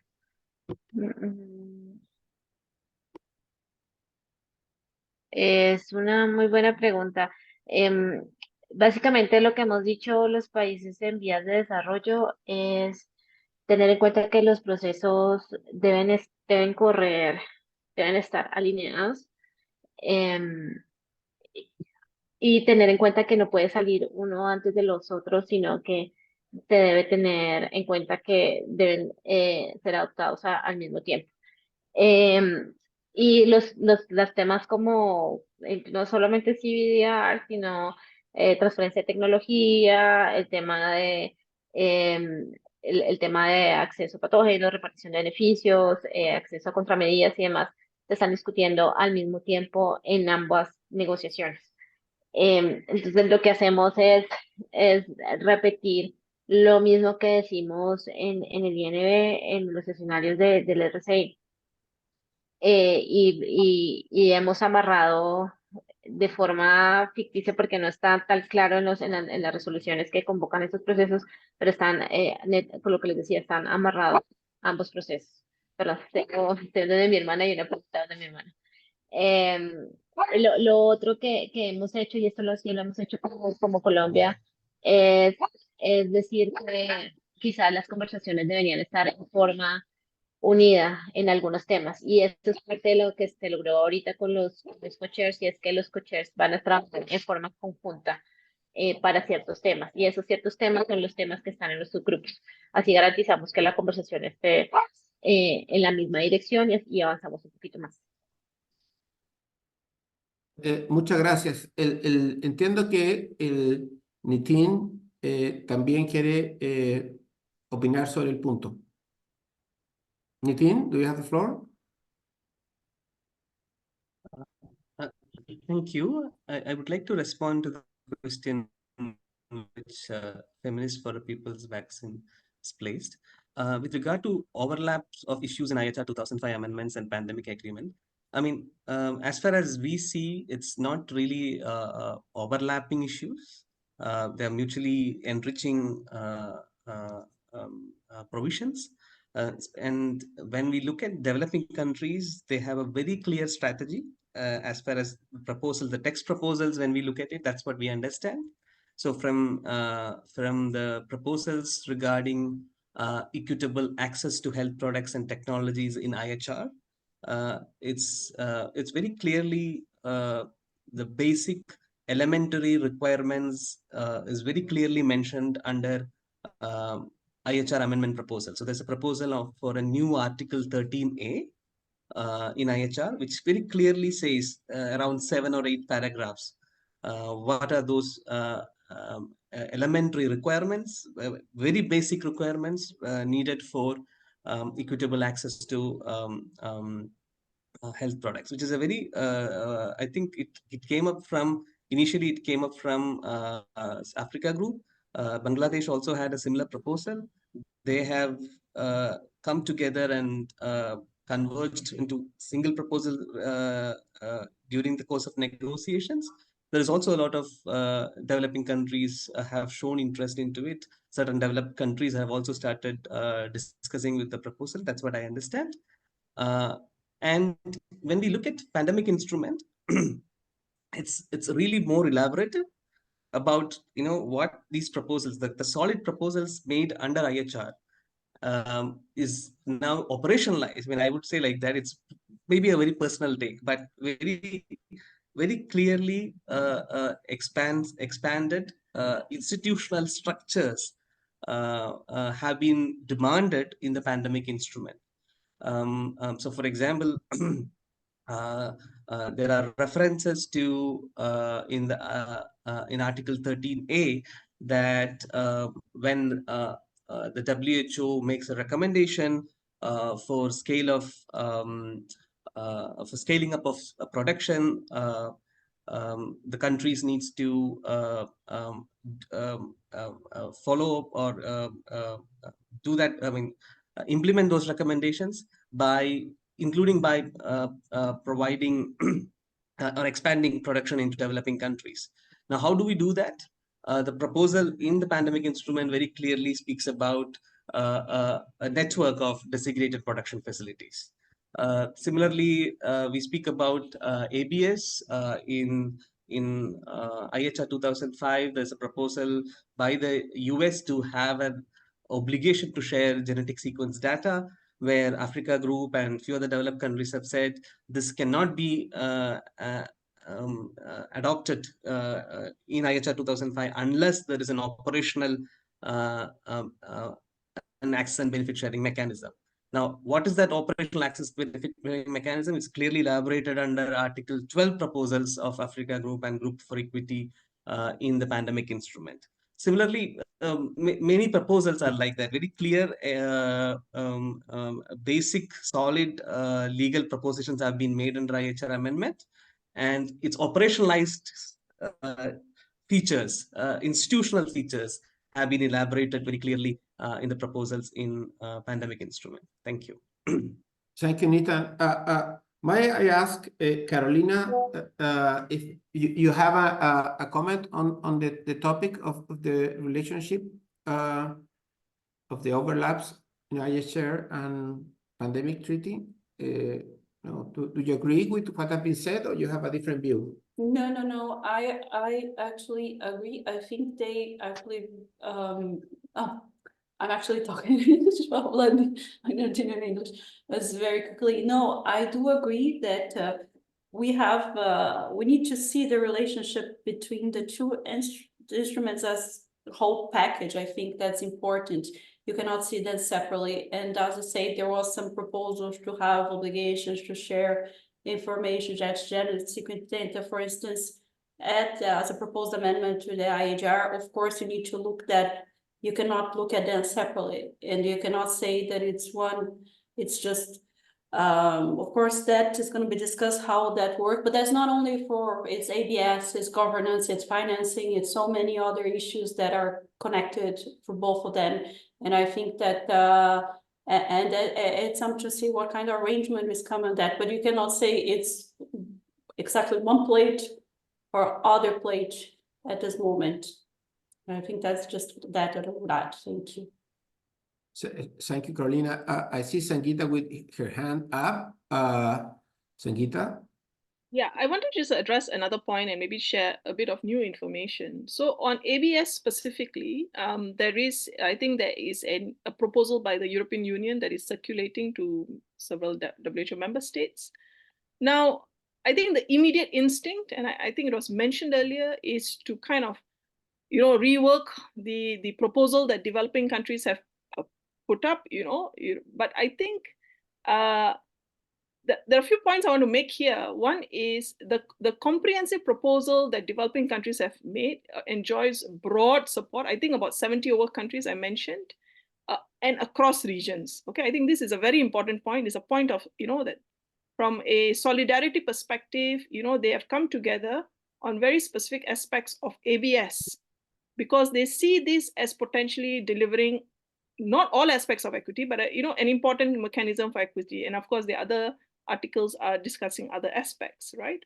And they have taken on board how the PIP framework works, okay?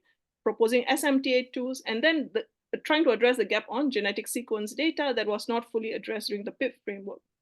Now, the EU proposal dilutes all of this and actually takes it back to the situation pre-PIP framework, because they are proposing, instead of standard material transfer agreements, they are proposing guidelines. Actually, this was the situation prior to the PIP framework, where WHO had some guidelines, it developed, and because it's just guidelines, so anybody, there's normally non-compliance with most guidelines that is developed, right? And that was what led to the inequity, So we have a mechanism, and the PIP framework was negotiated by WHO member states. So I think we should not move backwards. We should move forwards, because we do have a model and we should build on that kind of model. So the point I want to make is, in moving forward, and the components, the concepts, in terms of concepts, everything the EU is talking about in terms of concepts is already included in the developing country proposal. So I think, given that it is comprehensive proposal, enjoys a broad support, clearly that should be the basis for negotiations moving forward with respect to ABS. And of course, the EU can always engage with that proposal. Second point I want to make that often comes up is, especially in the context of ABS, but maybe also other aspects, is about private sector engagement. Especially on ABS, this issue, we need to consult the private sector. Now, when we talk of private sector, we are talking of Big Pharma, IFPMA, Bio, and we have been engaging in the advisory group of the PIP framework for almost more than a decade. They don't like the model. They don't like the ABS model, because the reason they don't like it is because we are now asking the manufacturers to provide legally binding commitments, not just by way of guidelines, contractual agreement. So clearly they are not going to like it, and they will do anything and everything to undermine it. I think this is we have seen this even before any proposal came forward, right? And so they're going to be very opposed. And I just want to make that we must not lose sight of the fact that WHO is an intergovernmental organization. And so the decisions have to be made by member states.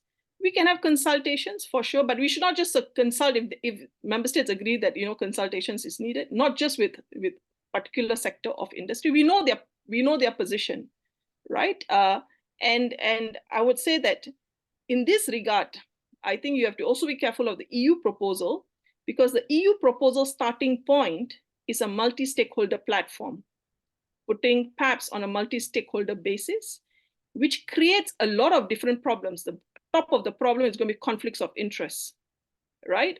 So we want to consult industry, but it has to be at arm's length, and they should not be allowed to influence decision-making. This is the model of the PIP framework.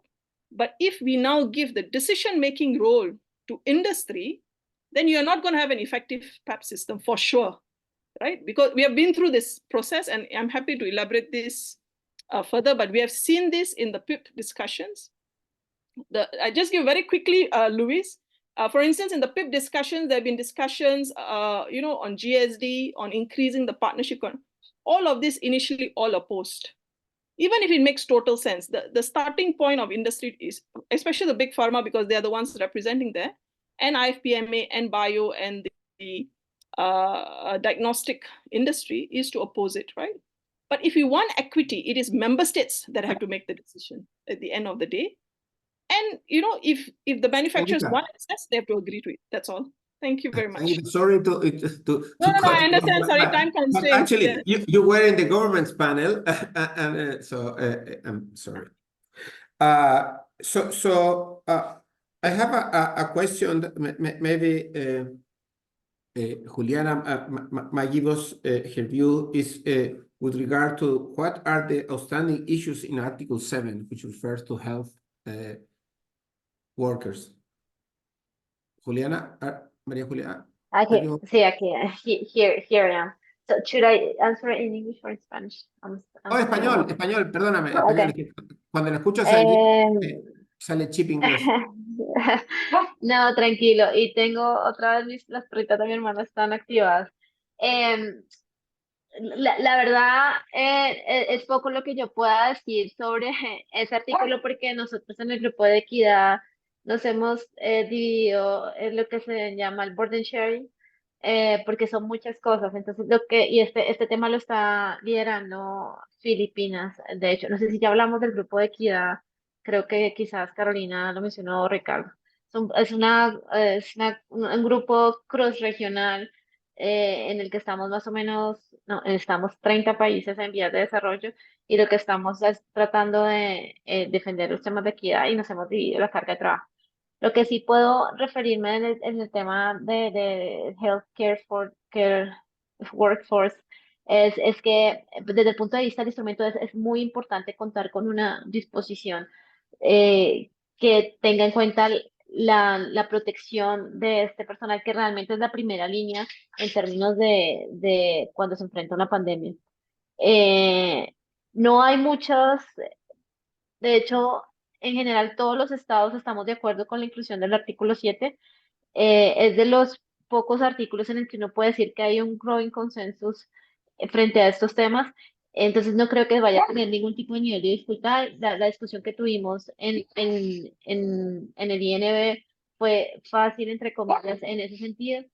Y lo que sí, por ejemplo, desde el grupo de equidad se ha defendido mucho es el tema de cómo proteger el healthcare workforce de los países en vías de desarrollo para que no terminen yéndose todos a los países desarrollados.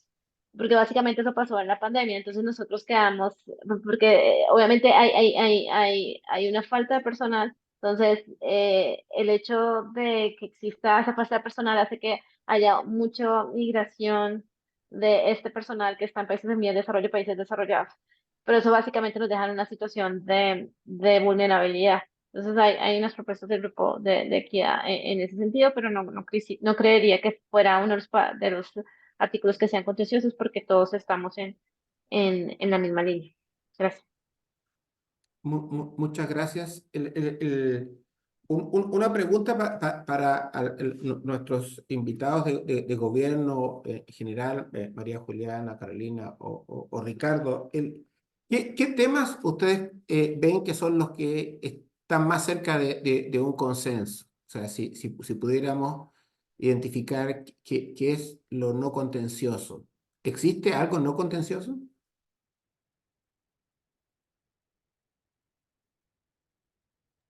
Yo puedo empezar y les cedo de palabra, yo digo las cosas fáciles. Lo que les mencionaba, el 7, creería yo que es un tema en el que podríamos llegar a un acuerdo mucho más fácilmente que en otros artículos. De resto, creo yo que todo está muy abierto. Hay unos artículos en el que se ha tenido mucho más discusión que otros, por ejemplo el PAPS y el tema de One Health ha tenido mucha discusión últimamente en los subgrupos. Y quizás también puedo resaltar otro que tiene elementos que todos sabemos que deberíamos tener, pero falta afinar detalles y es el tema de la cadena de suministros. Obviamente, en el nivel de que si debe ser un partnership o debe ser simplemente un network, es el detalle en el que estamos un poco más en la discusión. Pero desde mi punto de vista, casi todos los temas están súper abiertos y en este momento, y no lo había pensado antes, creo que los dos, y fue gracias a las preguntas que caí en cuenta, que creo que el de Health Workforce y quizás el de cadena de suministros, con todo lo que falta definir, puede ser temas que podemos sacar mucho más sencillamente que los otros. Pero creo que Ricardo y Carolina pueden complementarles en los temas más difíciles o quizás han identificado otro tema eh, que pudiésemos sacar como más fácilmente. Ah, quizás uno es el de gobernanza. Todos estamos conscientes de que va a haber algún órgano de gobernanza del instrumento. ¿Cuál es la discusión? Y yo dejo ahí para dejar tiempo para Ricardo y Carolina. No sé si Carolina quiere hablar, pero comento un poco para complementar lo que ya Juliana dice. Am, yo creo que, no sé si artículos completos, pero hay temas que los estados, creo que todos han dicho que están conscientes. Por ejemplo, artículo 4, 5, 6, el tema de una salud, no me atrevería a decir que estamos cerca del consenso, pero sí hay yo creo que una aceptación de los estados de que el, el approach de One Health tiene que estar de alguna manera incluido o no. Entonces pareciera que no es una discusión de esto si nos gusta y esto no nos gusta, sino bueno, qué tanto vamos a poner sobre ese texto. Entonces yo creo que también es un poco identificar o hacer la separación de, bueno, si es contencioso o no, pero además qué tanto. Yo creo que por ahí va. Y otro tema que se los decía en la parte anterior, pero pareciera que todos los artículos y todo el instrumento están muy relacionados entre sí. No hay un artículo que va a llegar a un consenso sin que podamos desbloquear los que son contenciosos. Entonces creo que también es aceptar que, por ejemplo, el tema PAPS pareciera que no podemos tener un instrumento sin que lleguemos a un consenso en esto. Entonces los otros, por más que sean más sencillos o que tengamos menos desacuerdos, no van a terminar de definirse y de pulirse, o al menos esa es mi lectura de lo que está pasando, sin que podamos avanzar o mostrar avances en los que son más contenciosos. Entonces creo que eso también es importante tomarlo en cuenta porque en un momento de que podamos avanzar, no necesariamente culminarlo, pero avanzar en eso va a ser una señal que va a permitir que podamos entonces ya cerrar otro. Entonces lo que es PAPS y financiamiento pudieran ser muy importantes, que el INB de señales de avance que permitan que los otros puedan desbloquearse. Muchas gracias, Ricardo. Carolina. E- Muitas graças. Eu acho que eu vou concordar com os colegas que realmente é difícil falar, em alguns casos, em artigos que sejam mais fáceis. Os pontos que já foram levantados por colegas realmente poderiam. Só que eu acho que, na verdade, você tem que pensar que existem ideias mais gerais que têm concordância, como, por exemplo, nenhum país vai falar que é contrário a que a equidade seja um dos princípios que está guiando a negociação. Mas aí qual medida e como você interpreta como alcançar a equidade tem muitas diferenças. Todos os países pensam, por exemplo, que tem que ter medidas para garantir o acesso a produtos relacionados à pandemia e contramedidas médicas. Mas aí você vai ver os detalhes, quais então serão as medidas para você fazer isso. Em linhas gerais, parece que uns países, por exemplo, falam, sim, realmente você tem que ter mais medidas relacionadas à produção regional, à produção local. Mas aí quais medidas, e aí realmente você não tem ainda um certo nível de consenso com relação a isso. Talvez uma área que eu poderia destacar, que também está aí, é a questão da comunicação e educação relacionada a pandemias, porque, enfim, nós assistimos divulgação de muita desinformação durante a última pandemia, então é importante que tenha um artigo sobre isso. Eu acho que também, em linhas gerais, nenhum país é contrário a isso, todo mundo entende a importância de aumentar a educação em matéria de saúde pública e de pandemias especificamente. Mas realmente não é muito difícil você falar no que em inglês as pessoas chamam de low-hanging fruit. Isso já foi mencionado anteriormente, mas quando você vai ver os detalhes, realmente você tem que ver tudo isso de uma forma integrada e ver que enfim, há negociações mais difíceis e mais complexas em alguns artigos, mas nenhuma delas você pode garantir que vai ser fácil alcançar consenso. Obrigada. Muchas gracias. Tenemos muchas preguntas y hay muchos temas, pero estamos avanzando en la hora. Yo les pediría a mis amigos de las misiones si un último mensaje que ustedes quisieran hacer llegar a la sociedad civil de recomendaciones o cómo contribuir en el proceso que viene, qué se espera de ellas. Y luego voy a ofrecer la palabra nuevamente a Sanguita y a Nitin para las preguntas que querían contestar y que no hayan podido ellos hacerlo con anterioridad. Y luego le ofreceré la palabra a Javier Lamosa, que va a hacer los comentarios finales y también a quien invitaría a él a cerrar el evento. Entonces,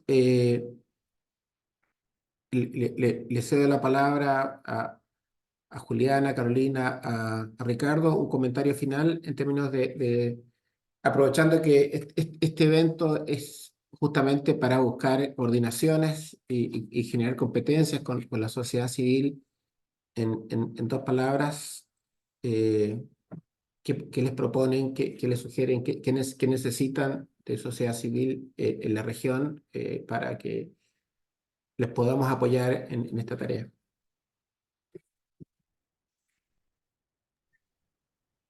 María. Hola, sí. em, yo creo que la sociedad civil es fundamental en este proceso. em, Básicamente, porque pues es un asunto que nos interesa a todos, pero sobre todo porque son unos temas muy técnicos en los que varias organizaciones de la sociedad civil ya han trabajado por muchos años. Lo que hemos hecho, y esto lo hablo como Colombia, nosotros nos hemos apoyado de organizaciones de la sociedad civil que tienen una gran experticia en los diferentes temas del instrumento y particularmente en los temas que son prioritarios para Colombia y que quizás no los compartí, que particularmente, pero tenemos muchos más, resalto transparencia y tecnología. Y creo que el llamado es a la sociedad civil es que nos sigan acompañando, que nos sigan acompañando porque estaba leyendo un comentario en el chat. La verdad es que delegaciones como, como las nuestras, o hablo otra vez como Colombia, son delegaciones pequeñas que estamos desde apoyados con nuestras capitales, pero nuestras capitales no pueden viajar básicamente por falta de recursos, porque viajar a Ginebra, en este proceso no hay financiaciones para países en vías de desarrollo, y eso hace que nosotros estemos en desventaja. Y poder contar con el apoyo de la sociedad civil, que son apoyos técnicos y sustentados e informados, nos ayudan mucho a defender las líneas generales y algunas específicas que tenemos como país. Entonces, sea este el momento para agradecerles y para decirles que a pesar de que sientan que el proceso es cerrado porque las reglas de juego se establecieron así, la verdad es que sin el apoyo de la sociedad civil, quizás delegaciones como la mía, no pudiésemos tener una voz tan fuerte en ciertos temas como la estamos teniendo. Gracias. Muchas gracias, Carolina, Ricardo. Especialmente si hay algún tema que ustedes específico en la negociación en que necesitan más trabajo en la sociedad civil, también es el momento de hacer la petición ya que estamos en Navidad. Bom, acho que, não sei se vou eu ou o Ricardo, se o Ricardo quiser falar primeiro. Bom, Dale, Carolina. Obrigada. Bom, em primeiro lugar, eu acho que eu vou repetir muitos pontos do que a Juliana já falou, porque realmente tem sido muito importante para a gente esse diálogo com a sociedade civil e com ONGs, e nós achamos que, inclusive porque, como a Juliana falou, nós, enfim, ninguém é especialista em todos os temas que estão aí sobre a mesa. Nós consultamos internamente o governo, mas para a gente é muito importante também ter o feedback, ter o apoio da sociedade civil e de especialistas também que são fora do governo. Nós ouvimos muito, tivemos, como eu mencionei, uma reunião em outubro, mas aí não se esgota o diálogo, esse diálogo é contínuo, e nós achamos, da perspectiva, acho que do Brasil, nós achamos importante, falamos com ONGs, com diversas ONGs, também achamos muito importante ter também o aporte da sociedade civil do Brasil, e nós já estamos em contato, mas é sempre importante intensificar, porque um diálogo mesmo, né? Não só nós gostaríamos de ouvir com vocês, mas também esse evento também que nós estamos participando hoje, também acho que é muito importante porque, infelizmente, como as negociações funcionam, é que elas não são totalmente, o modo de fazer não é totalmente transparente em alguns casos, então acho que é importante continuar esse diálogo para continuar ouvindo de vocês, ou ideias, ou sobre vários aspectos que estão hoje no acordo. Eu acho que eu não enfatizaria uma área em detrimento de outras, porque todas são muito importantes, principalmente aquelas que estão hoje no coração do tratado, como já foi mencionado, mas eu acho que seria isso, seria bom que continue acompanhando os processos, continue engajado e que, principalmente, a sociedade civil do Brasil, da América Latina, continue acompanhando essas negociações. Obrigada. Ricardo, ¿algún tema específico para la sociedad civil que avance, que contribuya más?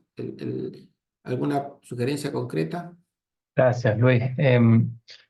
A ver, primero quería dar las gracias a la organización por tener la posibilidad de escuchar a Carolina hablar en portugués, que casi nunca la escuchamos hablando en portugués y es muy bonito escucharla hablarla en su nativo.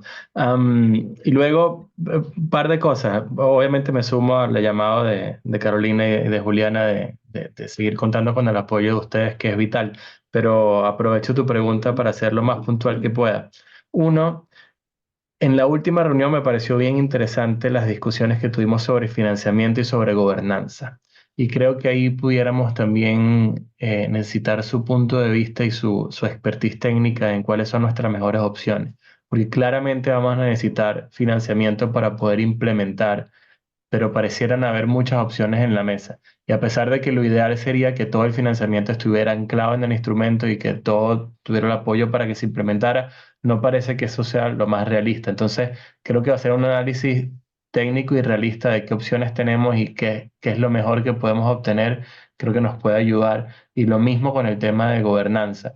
Tenemos varias opciones en la mesa, el tema de que sea una COP con una secretaría aparte, el tema de que esté dentro de la Asamblea Mundial de la Salud. Nosotros como gobierno vemos ciertas aristas de esas opciones, pero pudiera ser interesante escucharlos a ustedes de ver qué opciones también pudieran ser más ventajosas para los países en desarrollo. Y otro tema que yo creo que pudiera ser bien interesante es que, y el mismo director general lo comentó en el INB 7, pero la primera parte de la reunión, pareciera que hay mucha desinformación afuera de la OMS en contra del tratado y yo creo que también entre nosotros, gobierno y ustedes, pudiéramos hacer como un frente de tratar de no solo de transmitir la mayor cantidad de información y transparencia al público, pero también tratar de desmitificar ciertas cosas que tampoco ayudan a la negociación interna.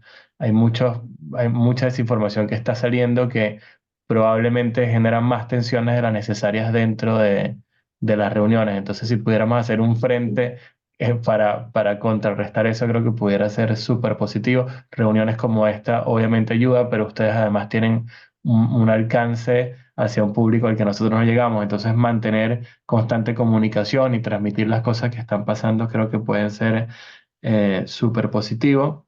Y lo otro, muy puntualmente, no está claro cuándo va a ser, pero la OPS ha hecho ya varias reuniones regionales de preparación. Pudiera ser interesante que en una de estas reuniones regionales también contáramos con un espacio donde pudiéramos tener un trabajo no necesariamente solo de conversar, sino ponernos con papel y lápiz a ver qué cosas pudiéramos sumar y restar, etcétera. Eso pudiera ser algo puntual. Y luego, y con esto cierro, creo que pudiera ser interesante también tener un análisis no solo de lo que está en el texto, que funciona o no, sino de qué cosas no estamos tomando en cuenta. Creo que ustedes, con la expertise que tienen en terreno, pudieran decirnos, bueno, muy bien lo que están haciendo, pero no están viendo esto, no están viendo esta parte del rompecabezas que es muy importante y no está. Y yo creo que eso también nos pudiera ayudar para tener la visión completa de lo que el instrumento pudiera hacer. Con eso ya lo dejo hasta ahí y agradezco por el espacio y el tiempo. Muchas gracias, Carolina, Ricardo y María Juliana. Sangeeta, Nitin, do you have a final on your side comment, observation, complaint? We're gonna always can complain about the moderator, for example. No complaints, Luis. I think it's a difficult process, so I appreciate the participation and the engagement with the government delegations that have been involved, and appreciate all the input they've given in the process. I think the most important thing is to maintain a high ambition. We do know that it's a difficult process, a lot of opposition, but I think it is a test of whether developing countries can stand firm, because in the end, the purpose of all these ongoing negotiations is really to come up with good mechanisms so that we are not back in the situation we were in COVID-19.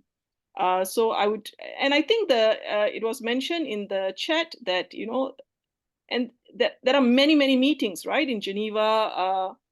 For most developing, if not all developing country delegations, is a huge challenge to follow so many different meetings, so many different groups.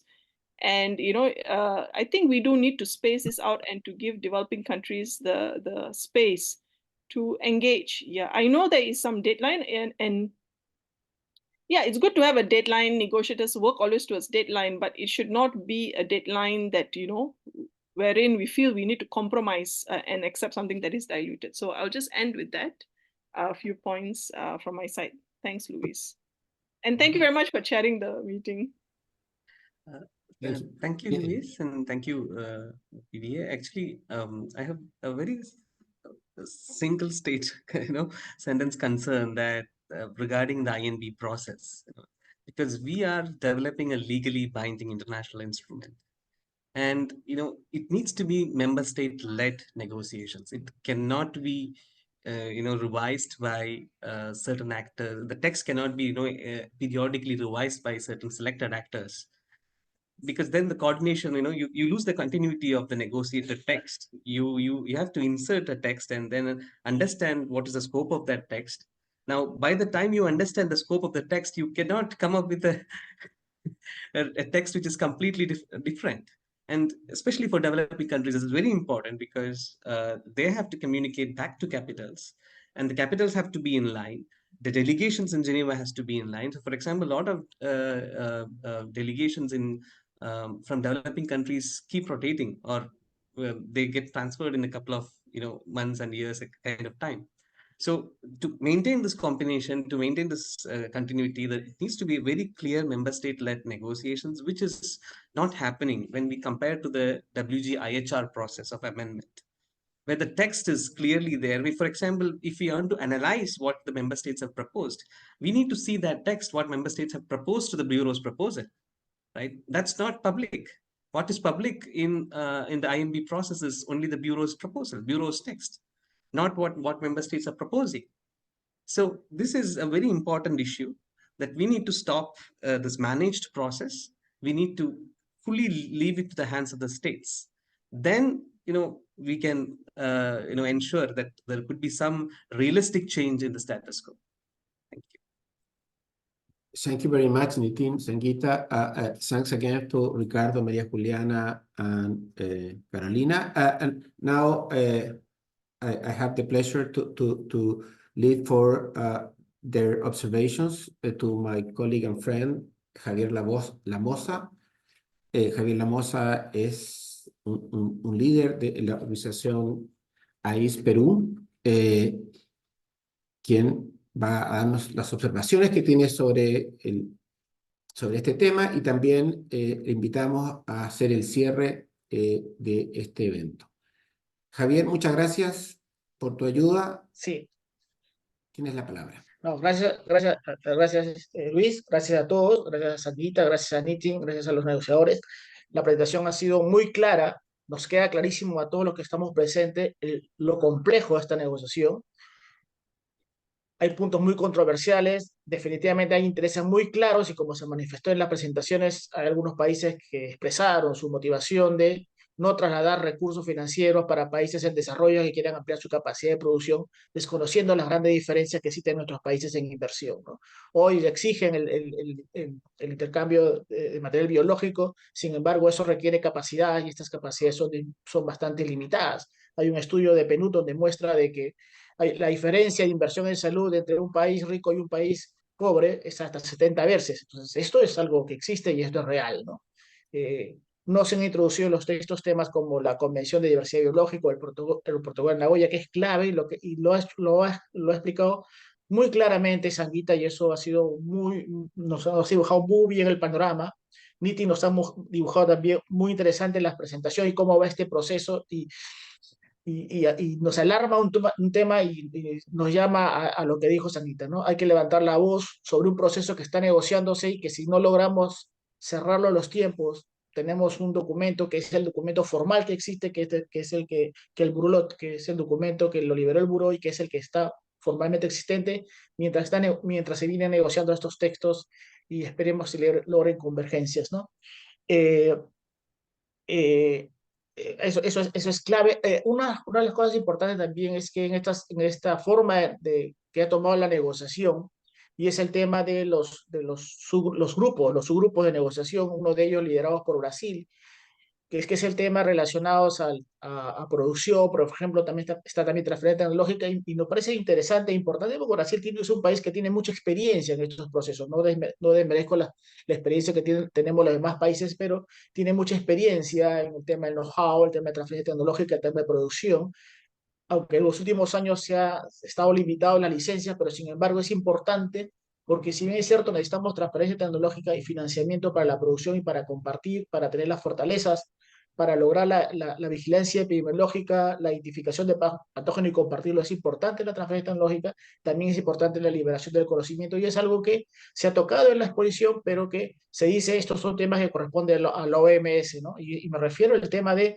cómo liberar el conocimiento que está protegido por patente, ¿no? Esto tenemos que también encararlo, no es necesario encararlo para lograr los resultados de equidad, para lograr los resultados finales que es equidad, ¿no? Eso es importantísimo.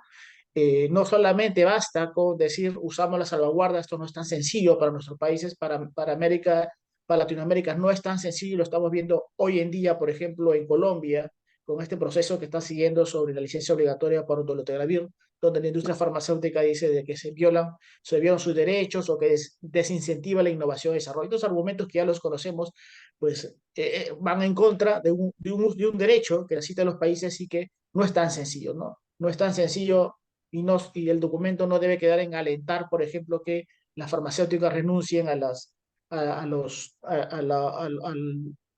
estipendio o a los tributos por el uso de las patentes, ¿no? Entonces, son temas que no se deben dejar, son parte de todo el proceso que definitivamente, como lo mencioné, es bastante complejo y que nos llama a la sociedad civil a tener